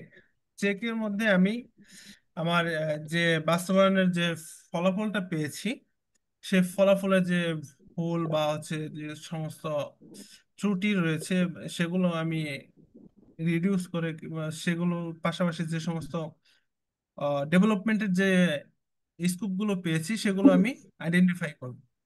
যেমন হচ্ছে ওভারটাইম রেকর্ড, এক্সাম্পল দিয়েছি, ওভারটাইম রেকর্ডের যথার্থতা এবং আইনি মান যাচাই এর মধ্যে আমি করে নিয়েছি যে হচ্ছে আইনি রিকোয়ারমেন্ট অনুযায়ী আমি সেটা কতটুকু করতে পারছি এবং কতটুকু গ্যাপ রয়ে যাচ্ছে। তো যখন আমার এই আইডেন্টিফাই হয়ে যাবে এবং ডেভেলপমেন্টের আমি সুযোগগুলো পেয়ে যাব, তখন কিন্তু অবশ্যই আমি যেটা ভালোটা পেয়েছি বা হচ্ছে ডেভেলপমেন্টের সুযোগ যেটা পেয়েছি সেটুকু আমি একটা মানদণ্ড হিসেবে ধরে সেটা নিয়ে কাজ করব, এবং যে ত্রুটি বা হচ্ছে যে ফল্ট গুলো বা যে সমস্যাগুলো পেয়েছি সেগুলো কিভাবে আমি সংশোধন করে আর আর একটু ডেভেলপ করব সেই জিনিসগুলো নিয়ে মূলত কাজ করাটাই হচ্ছে এই হচ্ছে মূলত পিটিসি। আর হচ্ছে আমাদের মনির স্যার যেহেতু একটু ব্রিফ দিয়ে দিয়েছে, তো আশা করি পিটিসি এর সম্পর্কে সবাই বুঝতে পেরেছেন। Yes sir. এ পর্যায়ে আসি কমপ্লায়েন্স ম্যানেজমেন্টের আরেকটি ইমপ্লিমেন্টেশনের আরেকটি পার্টের উপরে, সেটা হচ্ছে ম্যানেজমেন্টের কমিটমেন্ট। ম্যানেজমেন্ট বলতে বোঝানো হয়েছে এখানে যে আমাদের প্রতিষ্ঠানের যে টপ ম্যানেজমেন্ট বা হচ্ছে অথরিটি যারা রয়েছে বা কর্তৃপক্ষ যারা রয়েছে, তারা যদি কমপ্লায়েন্স বাস্তবায়নের ক্ষেত্রে আহ, কোনো কি বলে ওটাকে, কমপ্লায়েন্স বাস্তবায়নের ক্ষেত্রে যদি সেভাবে কোনো সাপোর্ট বা হচ্ছে সেরকম কোনো সম্মতি না দেয়, সেই ক্ষেত্রে কিন্তু আমরা সেই কমপ্লায়েন্সটা বাস্তবায়ন করতে পারবো না। এখানে ম্যানেজমেন্ট কমিটমেন্টের মূল বিষয় যেগুলো রয়েছে সেগুলো নিয়ে যদি একটু বলি, নৈতিক এবং সুশাসনের প্রতি আমরা কিন্তু ডে বাই ডে শ্রদ্ধাশীল একটা মনোভাব তৈরি করতে পারবো যখন দেখবো যে আমার কোম্পানির ম্যানেজমেন্টরা এই যে আমার নীতিমালা বা হচ্ছে যে আইনি যে রিকোয়ারমেন্টস গুলো রয়েছে এগুলো নিয়ে যখন তারাও কাজ করতেছে বা তারাও এই জিনিসগুলো মেনে চলতেছে, তখন কিন্তু অবশ্যই তারাও তাদের দেখা দেখি কিন্তু ওয়ার্কাররাও এই নৈতিকতা বা যে সুশাসন রয়েছে বা হচ্ছে তাদের যে সিদ্ধান্তগুলো বা তাদের পরিচালনার যে মাধ্যমগুলো রয়েছে সেগুলো সম্পর্কে ওয়ার্কাররাও কিন্তু শ্রদ্ধাশীল হয়ে যাবে এবং তারাও এটা মেনটেন করবে। আচ্ছা, তারপর হচ্ছে টপ ম্যানেজমেন্ট বা ম্যানেজমেন্ট থেকে অবশ্যই একটা কমপ্লায়েন্স টিম গঠন করবে এবং সেই কমপ্লায়েন্স টিমকে তাদের যে দায়িত্ব, তাদের যে পাওয়ার অফ অ্যাটর্নি, এগুলো তারা একটা অফার লেটার বা অফিস লেটারের মাধ্যমে তাদেরকে আমার রিপ্রেজেন্টেটিভ হিসেবে বা ম্যানেজমেন্ট রিপ্রেজেন্টেটিভ হিসেবে তাদের নিয়োগ করবে, যাতে করে এই যে রিকোয়ারমেন্টস গুলো রয়েছে কমপ্লায়েন্স ম্যানেজমেন্ট সিস্টেমের যে রিকোয়ারমেন্ট, এগুলো যাতে প্রতিষ্ঠানে তারা খুব সহজে বাস্তবায়ন করতে পারে, এবং ডেডিকেটেড একজন পার্সন থাকলে শুধু তিনি এই কাজগুলো নিয়ে সার্বক্ষণিক কাজ করতে থাকবে এবং পর্যাপ্ত জবাবদিহিতা বা ফিডব্যাক ওই ব্যক্তি ম্যানেজমেন্টকে দিয়ে থাকবে। আরেকটি মূল বিষয় হচ্ছে কমপ্লায়েন্স যখন আমার প্রতিষ্ঠানে আমি ইমপ্লিমেন্ট করতে যাব, অবশ্যই কিন্তু এখানে অর্থনৈতিক একটা পার্ট থাকে বা ফাইনান্সিয়াল একটা পার্ট থাকে। যে পর্যাপ্ত বাজেটের যে বরাদ্দটা সেটা যদি না পায়, তাহলে কিন্তু আপনার যে এমআর বা হচ্ছে যাকে আপনি টিম করে দিয়েছেন সেই টিম মেম্বাররা কিন্তু আপনার প্রপার ইমপ্লিমেন্টেশন করতে পারবে না, জাস্ট অনলি ডকুমেন্টেশন করতে পারবে, বাট প্র্যাকটিক্যালি ইমপ্লিমেন্টেশনের ক্ষেত্রে কিন্তু তারা এই কোনো প্রকার কোনো অর্থনৈতিক বরাদ্দ ছাড়া কিন্তু জিরো থাকবে। তারপর আপনার প্রতিষ্ঠানের যে সমস্ত কমপ্লায়েন্সের রিকোয়ারমেন্ট রয়েছে সেগুলো সম্পর্কে ম্যানেজমেন্ট হোক বা হচ্ছে ওয়ার্কার হোক, সবাইকে পর্যাপ্ত পরিমাণে প্রশিক্ষণ প্রদান করতে হবে, যাতে করে সবাই এই প্রশিক্ষণ সম্পর্কে বা হচ্ছে এই রিকোয়ারমেন্ট সম্পর্কে অ্যাওয়ার থাকে বা সচেতন থাকে। এবং আপনার যে ম্যানেজমেন্ট যারা রয়েছে ম্যানেজমেন্টরা এই আপনাদের এই নীতিমালা বা হচ্ছে আপনাদের এই পলিসি প্রসিডিউর বা আইনি রিকোয়ারমেন্ট গুলো মেনে চলে, তারা বিভিন্ন এক্সাম্পল তৈরি করবে যে হচ্ছে তারা মেনে চলতেছে। প্রতিদিন সকালে দেখা গেছে তারা আহ তাদের অ্যাটেন্ডেন্স নিশ্চিত করার জন্য কার্ড পাস বা ফেস পাস বা ফিঙ্গারপ্রিন্ট যেটাই হোক, তাদের হাজিরা বা অ্যাটেন্ডেন্সটা নিশ্চিত করতেছে। যখন কোনো ওয়ার্কার দেখবে তখন কিন্তু সেই ওয়ার্কাররাও বলবে না যে এই তো আমার ম্যানেজমেন্টরাও এই তাদের অ্যাটেন্ডেন্স নিশ্চিত করতেছে, সেই ক্ষেত্রে তাদেরও উচিত বা তারা অবশ্যই সেটা কিন্তু মানতে বাধ্য হবে। সো এই যে এই ধরনের কিছু উদাহরণ বা তাদেরকে কিন্তু কিছু ইন্সপায়ারেশনের মাধ্যমে কিন্তু আপনাকে এটা ইমপ্লিমেন্ট করতে হবে। এবং ম্যানেজমেন্টের যত স্টাফ রয়েছে বা ম্যানেজমেন্ট যারা রয়েছে তাদের সবাইকে নিয়ে কিন্তু আপনাকে মান্থলি বলেন বা কোয়ার্টারলি বলেন, হাফ ইয়ারলি বলেন বা প্রতি মাসে 2বার বলেন, আপনাদের কিন্তু অবশ্যই একটা ম্যানেজমেন্ট রিভিউ মিটিং আয়োজন করতে হবে। সেই ম্যানেজমেন্ট রিভিউ মিটিং এ আপনাদের যে সমস্ত গ্যাপ বা হচ্ছে যে সমস্ত সমস্যাগুলো রয়েছে সেগুলো নিয়ে আলোচনা করবেন এবং সুষ্ঠু সমাধানের ব্যবস্থা করবেন। আচ্ছা, এ পর্যায়ে আসি ম্যানেজমেন্ট কমিটমেন্ট কেন এত গুরুত্বপূর্ণ। যখন আপনার ওয়ার্কাররা দেখতে পারবে যে না, আমার ম্যানেজমেন্টের সব মেম্বাররাই কিন্তু আমার প্রতিষ্ঠানের নিয়ম কানুন গুলো মেনে চলতেছে বা হচ্ছে মেনে চলা প্রয়োজন, সেই ক্ষেত্রে কিন্তু আহ, আপনার শ্রমিকরাও কিন্তু সেই দিকেই ধাবিত হবে। তাদেরও কিন্তু একটা আস্থা তৈরি হবে, না যেহেতু ম্যানেজমেন্ট করতেছে সেক্ষেত্রে কিন্তু আমারও করা প্রয়োজন বা করা উচিত। তারপর হচ্ছে বিভিন্ন নীতিমালা বা হচ্ছে বিভিন্ন পলিসি প্রসিজার যেগুলো রয়েছে সেগুলো যদি কার্যকর ভাবে বাস্তবায়ন করতে চান সেক্ষেত্রে কিন্তু অবশ্যই ইমপ্লিমেন্ট আগে আপনার ম্যানেজমেন্ট থেকে শুরু করতে হবে। ম্যানেজমেন্ট যদি সেটা অ্যাপ্রুভাল না দেয় বা না মানে সেক্ষেত্রে কিন্তু আপনার ওয়ার্কাররাও সেটা মানতে বাধ্য হবে না বা মানাতে পারবেন না। তা- তারপর হচ্ছে ক্রেতা বা অডিটর যারা রয়েছে, মানে আপনার বায়ার এবং বিভিন্ন থার্ড পার্টি অডিটর যারা রয়েছে, এই সমস্ত অডিটররা যখন দেখবে যে না আপনার যে তাদের রিকোয়ারমেন্ট বা স্ট্যান্ডার্ডের যে সমস্ত রিকোয়ারমেন্ট এগুলো সম্পর্কে আপনার ম্যানেজমেন্টও এগ্রি বা তারাও পজিটিভ এইসব বিষয়ে, তখন কিন্তু সেই অডিটর বা বায়াররাও কিন্তু আপনার ম্যানেজমেন্টের প্রতি স্যাটিসফাই হবে এবং তারাও কিন্তু আপনার ম্যানেজমেন্টের প্রতি একটি বা আপনার প্রতিষ্ঠানের প্রতি একটা পজিটিভ দিক রাখবে বা ইতিবাচক একটি চিন্তা ভাবনা করবে তারা। এবং আপনার প্রতিষ্ঠানকে যদি আপনি দীর্ঘমেয়াদী বা সাস্টেনেবল করে তুলতে চান সেক্ষেত্রে কিন্তু আপনার ম্যানেজমেন্ট কমিটমেন্টের কোনো তুলনা হয় না, অতুলনীয় একটি পার্ট ম্যানেজমেন্ট কমিটমেন্ট। তো এই ছিল হচ্ছে ম্যানেজমেন্ট কমিটমেন্টের পার্টটা। আচ্ছা, তারপরে হচ্ছে ডেভেলপমেন্ট পলিসি এন্ড প্রসিজার। এখানে আলোচ্য বিষয় রয়েছে নীতিমালা এবং এসওপি। কেউ একজন কি আমাকে এসওপি এবং নীতিমালা এই দুইটার মধ্যে ডিফারেন্ট বা এই দুইটা সংজ্ঞাটা কেউ একজন কি যেটা পারেন আপনি একটু বলবেন? নীতিমালা বা পলিসি কাকে বলে এবং এসওপি কাকে বলে?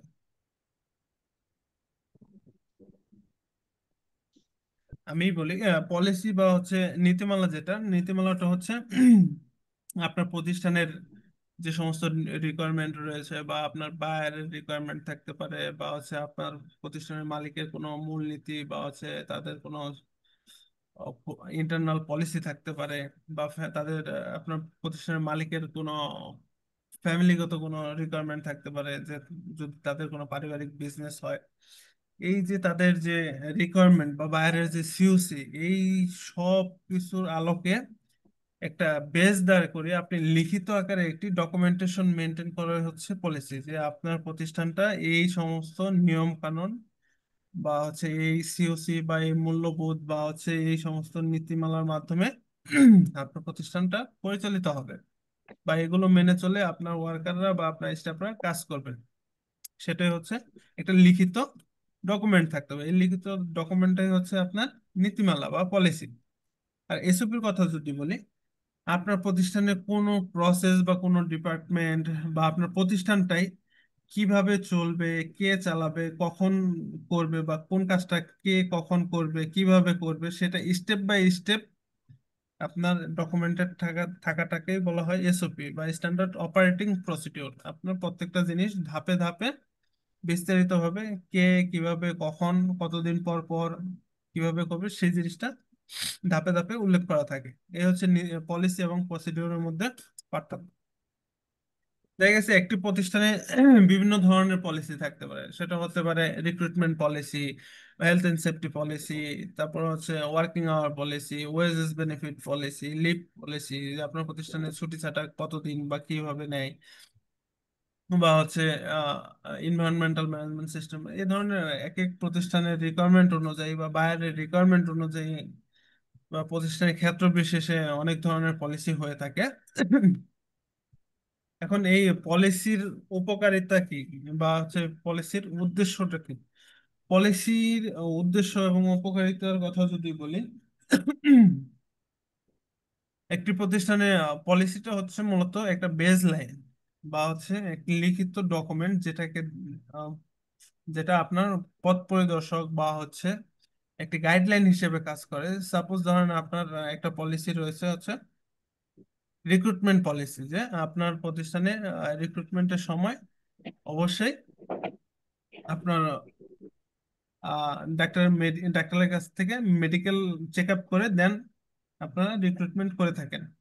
তো এটা কিন্তু একটা উদ্দেশ্য, যে হচ্ছে অবশ্যই আপনার প্রতিষ্ঠান যদি কোনো রিক্রুটমেন্ট করে থাকে সেটা অবশ্যই সে পলিসিতে রিকোয়ার্ড আছে বলেই কিন্তু আপনি সেইভাবে আপনি মেনটেন করতে পারতেছেন, যে আপনার চাহিদা অনুযায়ী আপনি তাদের মেডিকেল টেস্ট করে রিক্রুটমেন্ট করতে পারতেছেন। এছাড়াও দেখা গেছে বিভিন্ন ছুটি ছাটার কথা যদি বলি, আপনার প্রতিষ্ঠানে কতদিন ছুটি রয়েছে বা হচ্ছে ক্যাজুয়াল ছুটি কতদিন, বা সিক লিভ কতদিন, ম্যাটারনিটি লিভ কতদিন, বা আদার্স লিভ গুলা কতদিন করে, এগুলো যদি ধরেন আপনার লিখিত আকারে একটি পলিসি আকারে থাকে, সেক্ষেত্রে কিন্তু সেটা আপনার মেনটেন করতে বা হচ্ছে আপনার যে উদ্দেশ্যে আপনি পলিসিটা তৈরি করেছেন সেই উদ্দেশ্যটা কিন্তু এই পলিসি আহ যখন আপনি ওয়ার্কারদের মাধ্যমে বা হচ্ছে তাদেরকে জানাবেন বা তাদের সাথে শেয়ার করবেন, তখন কিন্তু ইজিলি এটা মেনটেন হবে। তো এই ছিল উদ্দেশ্য আর হচ্ছে উপকারিতার কথা। তারপরে হচ্ছে নীতিমালা।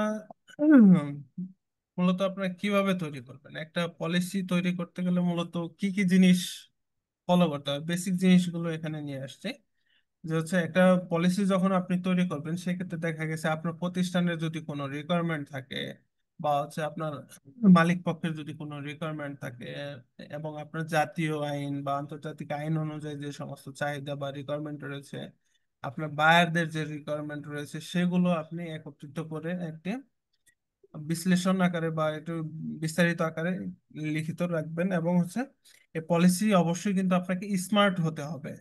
পলিসির মূল উদ্দেশ্যগুলো কি কি, কোন উদ্দেশ্যে আপনি পলিসিটা তৈরি করতেছেন, কি মেনটেন করতে যাচ্ছেন, বা কোন জিনিসটা আপনি মানুষকে বোঝাতে যাচ্ছেন, সেটা স্পেসিফিক হতে হবে। এবং কোন কোন কোন এরিয়াতে এই পলিসিটা প্রযোজ্য, বা হচ্ছে কি কারণে প্রযোজ্য, এই যে সীমারেখা বা হচ্ছে এই উদ্দেশ্যগুলো কিন্তু আপনাকে স্মার্টলি এক্সপ্লেন করতে হবে একটা পলিসির মধ্যে। এবং এই পলিসিটা অবশ্যই আপনার অ্যাপ্রুভ, টপ ম্যানেজমেন্ট বা মালিক পক্ষ থেকে অ্যাপ্রুভড হতে হবে, এবং ডকুমেন্টেশন আকারে আপনাকে মেনটেন করতে হবে বা কিপ করতে হবে।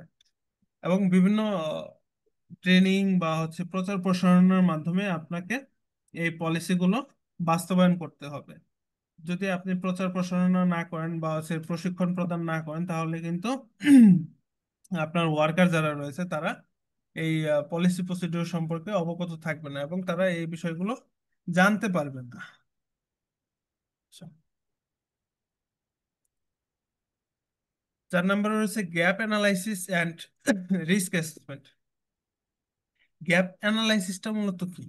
গ্যাপ অ্যানালাইসিসটার কথা যদি বলি, আপনি আপনার প্রতিষ্ঠানের বর্তমান যে পরিস্থিতি বা বর্তমান যে অবস্থা বা প্রেজেন্স যে অবস্থা রয়েছে, সেই অবস্থা থেকে আপনার বাইরের বা হচ্ছে আপনার জাতীয় আইন বা হচ্ছে বিধিমালা অনুযায়ী বা বিভিন্ন নিয়ম কানুন অনুযায়ী যে সমস্ত রিকোয়ারমেন্টস রয়েছে, সেই অনুযায়ী যদি আপনি চিন্তা ভাবনা করেন যে আপনার বর্তমান অবস্থা থেকে আপনার ওই চাহিদা অনুযায়ী বা ফিউচার ওই অবস্থায় পৌঁছাতে গেলে আপনার কি কি গ্যাপ রয়েছে বা কোন কোন জিনিসে আপনার ল্যাকিংস রয়েছে, এই জিনিসটা আইডেন্টিফাই করাই হলো হচ্ছে আপনার গ্যাপ অ্যানালাইসিস।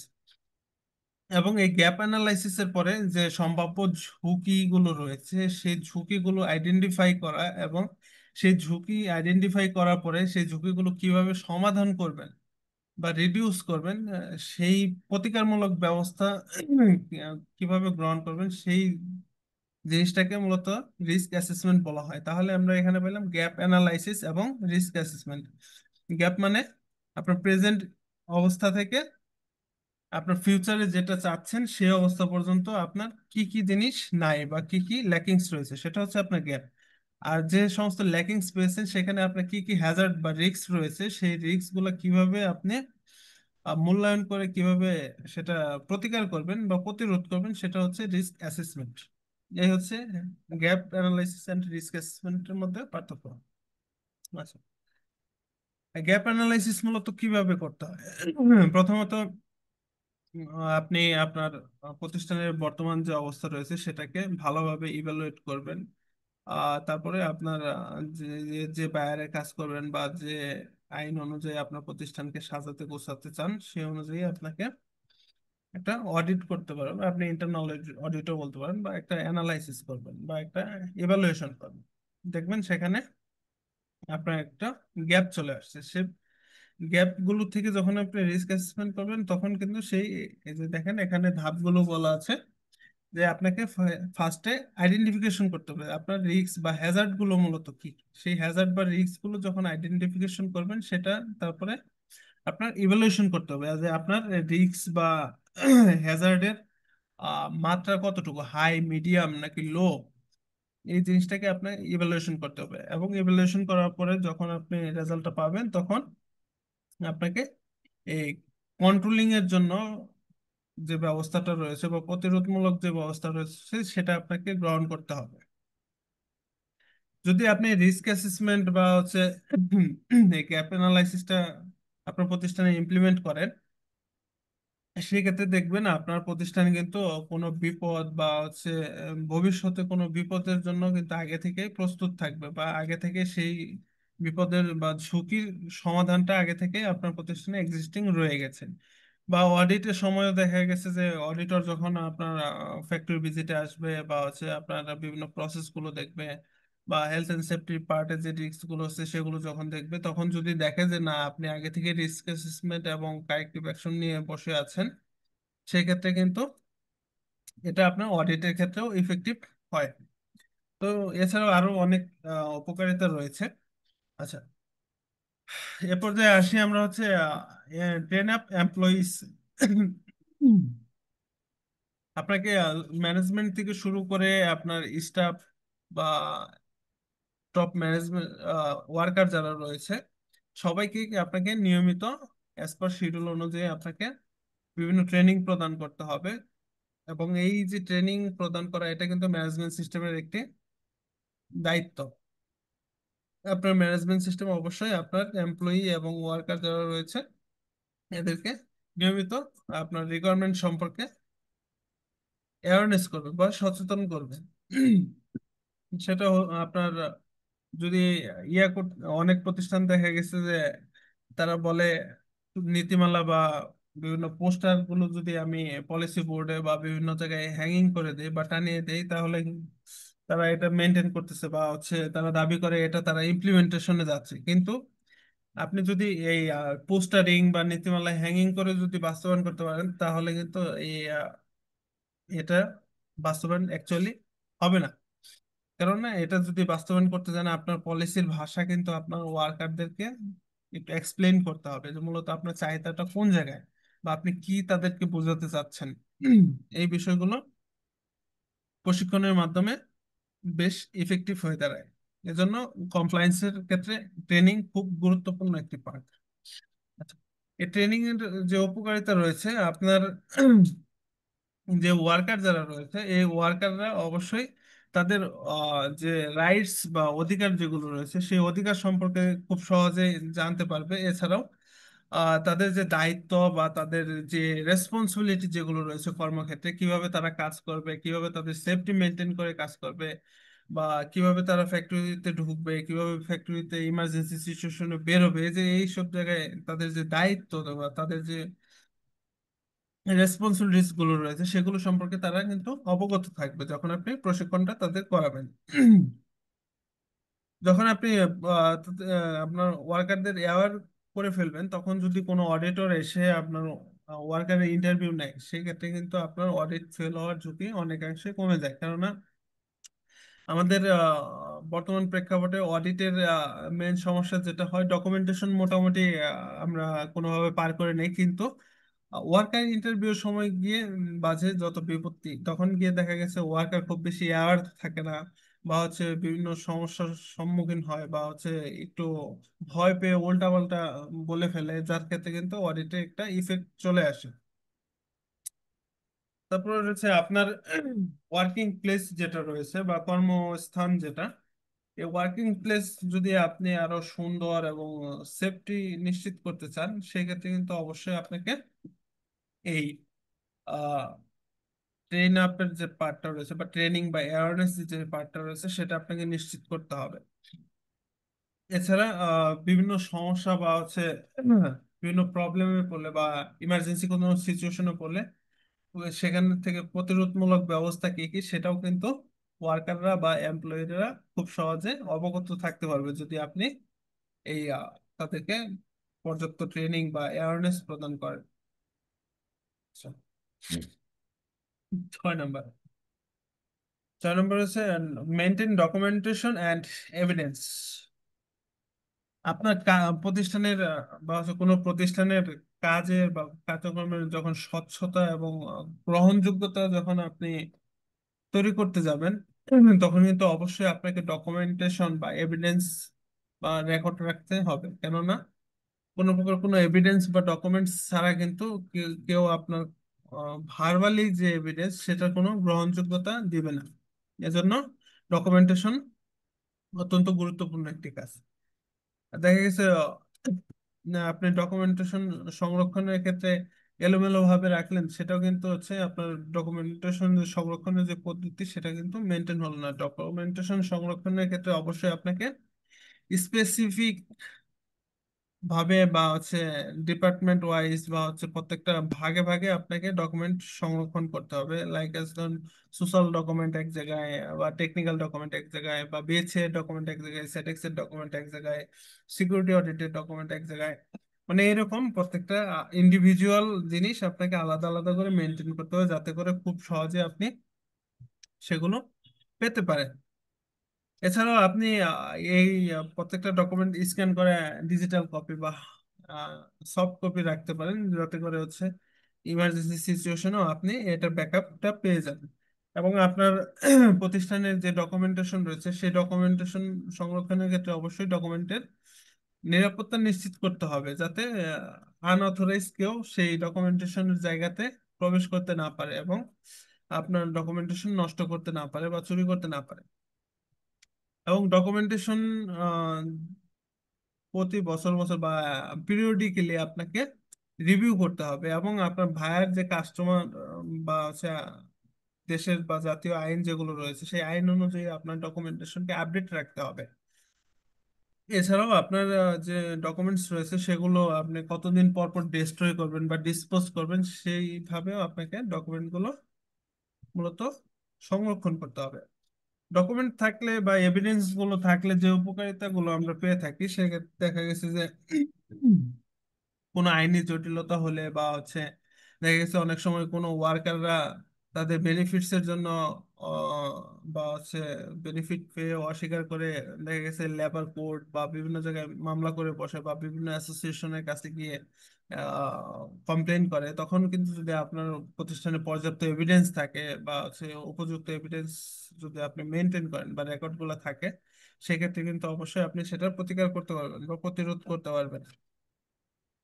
এছাড়াও যদি আপনি এই ডকুমেন্ট গুলো যদি ঠিকঠাক মতো কিপ না করেন, দেখা গেছে আপনার অডিটের সময় বিভিন্ন সমস্যার সম্মুখীন করতে হবে। কারণ অডিটর কিন্তু আপনার এই ডকুমেন্টেড এভিডেন্স ছাড়া আপনার ভার্বাল এভিডেন্সে কিন্তু আস্থা রাখতে পারবে না।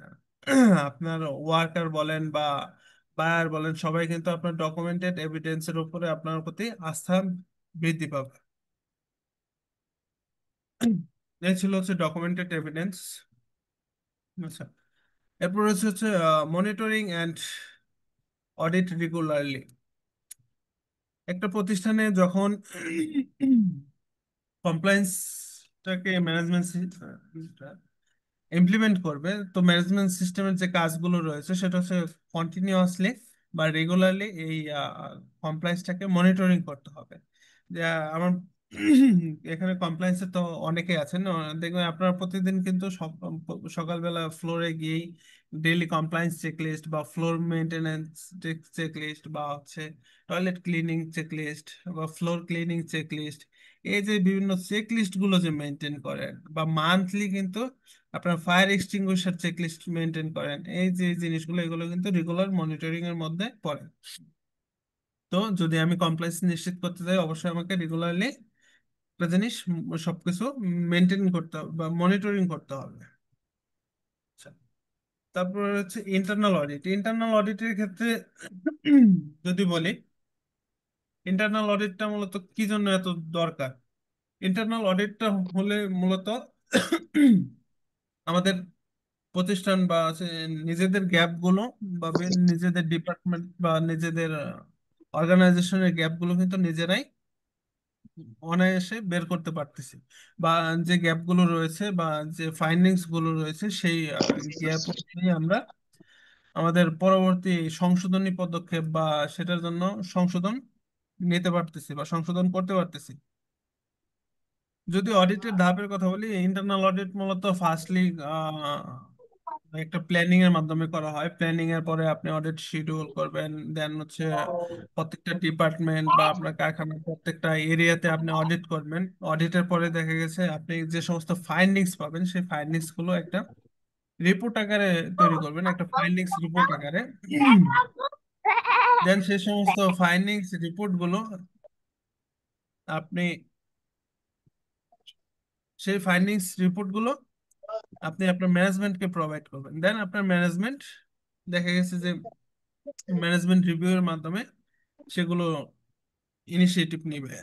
এই ইন্টারনাল অডিট যখন আপনারা আপনার প্রতিষ্ঠানে করবেন, তখন দেখা গেছে আপনাদের যখন অডিট হবে বা বায়ার ভিজিট হবে, বিভিন্ন বায়াররা যখন আসবে তখন তারা এসে যখন দেখবে না তাদের রিকোয়ারমেন্ট গুলো আপনারা বা তাদের রিকোয়ারমেন্ট অনুযায়ী যে সমস্ত চাহিদা রয়েছে সেগুলো আপনারা অলরেডি ফিল আপ করে ফেলেছেন, তারা কিন্তু অডিট করতে এসে তখন সেই গ্যাপ গুলো পাবে না যেগুলো আপনি ইন্টারনাল অডিটে পেয়ে অলরেডি সমাধান করে ফেলেছেন। ম্যানেজমেন্ট রিভিউর কথা যদি বলি, ম্যানেজমেন্ট রিভিউর মূল উদ্দেশ্যটা হচ্ছে আহ, আপনি যে ইন্টারনাল অডিটে যে সমস্ত ফাইন্ডিংস পেয়েছেন বা হচ্ছে আপনার প্রতিষ্ঠানের যে সমস্ত ল্যাকিংস রয়েছে বা প্রতিষ্ঠানের যে গ্যাপ গুলো রয়েছে সেগুলো নিয়ে ম্যানেজমেন্টের বসে একটি বৈঠক করবে বা একটা সভার মাধ্যমে তারা সেই গ্যাপগুলো নিয়ে আলোচনা করবে। সেই গ্যাপগুলো মূলত কি কারণে হয়েছে সেই রুট কজ গুলো তারা বের করবে, এবং এই যে ফাইন্ডিংস গুলো রয়েছে সেই ফাইন্ডিংস গুলো কিভাবে সমাধান করা যায় সেটা কারেক্টিভ অ্যাকশন তারা নিবে। এছাড়াও আপনার প্রতিষ্ঠানের আদার্স কোনো সমস্যা যদি থাকে সেগুলো হচ্ছে কিভাবে সমাধান করা যায়, বা সামনে যদি কোনো হ্যাজার্ড বা রিস্ক পেয়ে থাকেন ইন্টারনাল অডিট বা কোনো অ্যাসেসমেন্ট ইভ্যালুয়েশনে, সেগুলো কিভাবে আপনারা রিডিউস করবেন সেই বিষয়গুলো সম্পর্কে মূলত ম্যানেজমেন্ট রিভিউটা খুবই একটি গুরুত্বপূর্ণ পার্ট। রয়েছে নন কনফর্মিটি অ্যান্ড কারেক্টিভ অ্যাকশন। নন কনফর্মিটির কথা যদি বলি, নন কনফর্মিটি মূলত হচ্ছে তিন ধরনের হয়ে থাকে। বেসিক্যালি হচ্ছে মাইনর, মেজর এন্ড ক্রিটিক্যাল, এই তিন ধরনের নন কনফর্মিটি হয়ে থাকে। মাইনর নন কনফর্মিটির কথা যদি বলি, মাইনর নন কনফর্মিটি ছোটখাটো একটি ভুল, যেটা হতে পারে কোনো ডকুমেন্ট সবকিছু ঠিকঠাক আছে বাট একটা সিগনেচার নেই, এটা হচ্ছে আপনার মাইনর নন কনফর্মিটি। মেজরের কথা যদি বলি, যে হচ্ছে সেটা দীর্ঘমেয়াদী বা হচ্ছে বলা যায় সিস্টেমেটিক যদি কোনো সমস্যা পায় বা সিস্টেমেটিক কোনো ত্রুটি থাকে আপনাদের, সেক্ষেত্রে সেটা হচ্ছে আপনার মেজর নন কনফর্মিটি হিসেবে গণ্য হবে। লাইক এস ধরেন আপনার প্রতিষ্ঠানে ফায়ার ডিলের রিকোয়ারমেন্ট আছে বা ফায়ার ডিলের নিয়ম আছে, কিন্তু আপনি সেটা কিন্তু ফায়ার ডিল করতেছেন না, সেটা কিন্তু দীর্ঘমেয়াদী একটা সমস্যার সম্মুখীন করবে আপনাদেরকে। বা সিস্টেম যেটা রয়েছে সিস্টেমটা আপনি ব্রেক করে ফেলছেন, এটা কিন্তু মেজর নন কনফর্মিটি। আরেকটা রয়েছে ক্রিটিক্যাল নন কনফর্মিটি, যেটা হচ্ছে আপনার প্রতিষ্ঠানকে বড় ধরনের বিপদে হতে হবে, বা হচ্ছে আপনার যে আইন অনুযায়ী রিকোয়ারমেন্ট বা হচ্ছে স্ট্যান্ডার্ড বা সিওসি অনুযায়ী যে সমস্ত রিকোয়ারমেন্ট রয়েছে, সেই রিকোয়ারমেন্টের গুরুত্বর কোনো লঙ্ঘন বা হচ্ছে অমান্য করে থাকেন যদি কোনো কিছু, সেই ক্ষেত্রে সেটা মেজর নন কনফর্মিটি। যেমন ধরেন আপনার যদি এক্সাম্পল দেই, লাইক আইনে রয়েছে আপনার ওয়ার্ক প্লেসে একটি ইমার্জেন্সি এক্সিট থাকা লাগবে, কিন্তু বা সেকেন্ডারি এক্সিট থাকতে হবে, কিন্তু আপনার প্রতিষ্ঠানে সেই সেকেন্ডারি এক্সিটটা নাই, তাহলে সেটা কিন্তু একটি ক্রিটিক্যাল নন কনফর্মিটি বা ক্রিটিক্যাল এনসি হিসেবে গণ্য হবে। আচ্ছা, তারপর হচ্ছে কারেক্টিভ অ্যাকশন। কারেক্টিভ অ্যাকশন মূলত হচ্ছে ফার্স্টে আপনি আপনার যে নন কনফর্মিটি গুলো রয়েছে সেখান থেকে আইডেন্টিফাই করবেন যে মূলত আপনার সমস্যাগুলো কি কি। সেই সমস্যা বা নন কনফর্মিটি গুলো যখন আপনি আইডেন্টিফাই করবেন, দেন দেখবেন আপনার কি কারণে বা এই নন কনফর্মিটির মূল কারণটা কি। আপনি যখন রুট কজটা বের করবেন তখন গিয়ে আপনি এই নন কনফর্মিটিটা কারেক্টিভ অ্যাকশন নিতে পারবেন। যদি মূল কারণ বের না করতে পারেন তাহলে আপনার এই কারেক্টিভ অ্যাকশন কোনো কাজে আসবে না, বা সেভাবে কোনো ইফেক্টিভ কারেক্টিভ অ্যাকশন আপনি গ্রহণ করতে পারবেন না। এবং আপনার এই কারেক্টিভ অ্যাকশন নেওয়ার পরে সেটাকে আপনার বাস্তবায়ন করতে হবে, যে আপনি যে গ্যাপটা পেয়েছিলেন বা নন কনফর্মিটিটা পেয়েছিলেন সেটা আপনি যে প্রতিকারমূলক যে ব্যবস্থাটা নিয়েছেন, সেটা ব্যবস্থাটাকে আপনি ইমপ্লিমেন্ট করে কতটুকু উপকৃত হয়েছেন বা সেটা সমাধান করতে পেরেছেন কিনা সেটা অবশ্যই বাস্তবায়ন করে দেখতে হবে। দেন আপনি যখন ফলো আপ ভেরিফিকেশন করবেন, ফলো আপে দেখবেন যে কতটুকু বাস্তবায়ন করতে পেরেছেন এবং কি কি গ্যাপ রয়েছে বা ফুললি বাস্তবায়ন হয়েছে কিনা। এ হচ্ছে কারেক্টিভ অ্যাকশনের মূলত যে ধাপগুলা বা প্রসেসগুলা। আচ্ছা, এছাড়াও দেখা গেছে আমাদের ইন্টারনাল অডিটের পরেও হচ্ছে মনিটরিং এর পার্টে আরেকটি পার্ট রয়েছে, সেটা হচ্ছে কন্টিনিউয়াল ইমপ্রুভমেন্ট। কন্টিনিউয়াল ইমপ্রুভমেন্টের মাধ্যমে দেখা গেছে যে আমরা ডে বাই ডে এই জিনিসগুলোকে মনিটরিং এর মাধ্যমে আরো আপডেট করতে থাকবো, এবং হচ্ছে দেখা গেছে কোনো নন কনফর্মিটি বা হচ্ছে ওরকম কোনো এনসি থাকলে ডে বাই ডে সেটা কারেক্টিভ অ্যাকশন নিয়ে সেটা ইমপ্লিমেন্টেশন করতে করতে একটা সময় গিয়ে কন্টিনিউয়ালি কাজ করতে করতে একটা সামনে কমপ্লায়েন্সের নতুন নতুন কিছু রিকোয়ারমেন্টস নিয়ে আরো কিছু সেশন থাকবে, তখনও দেখা হবে ইনশাল্লাহ। এছাড়াও আমি বেসিক্যালি সোশ্যাল কমপ্লায়েন্স রিলেটেড যে সমস্ত স্ট্যান্ডার্ড রয়েছে বা আইএসওর যে স্ট্যান্ডার্ড গুলো রয়েছে এগুলোর কনসালটেন্সি গুলো করে থাকি, বা হচ্ছে এগুলো ডকুমেন্টেশন নিয়েও কাজ করে থাকি। কারো কখনো কোনো প্রয়োজন বা হচ্ছে কোনো রিকোয়ারমেন্ট যদি থাকে সেক্ষেত্রে অবশ্যই জানাবেন, বা ট্রেনিং এ যদি কারো কোনো গাইড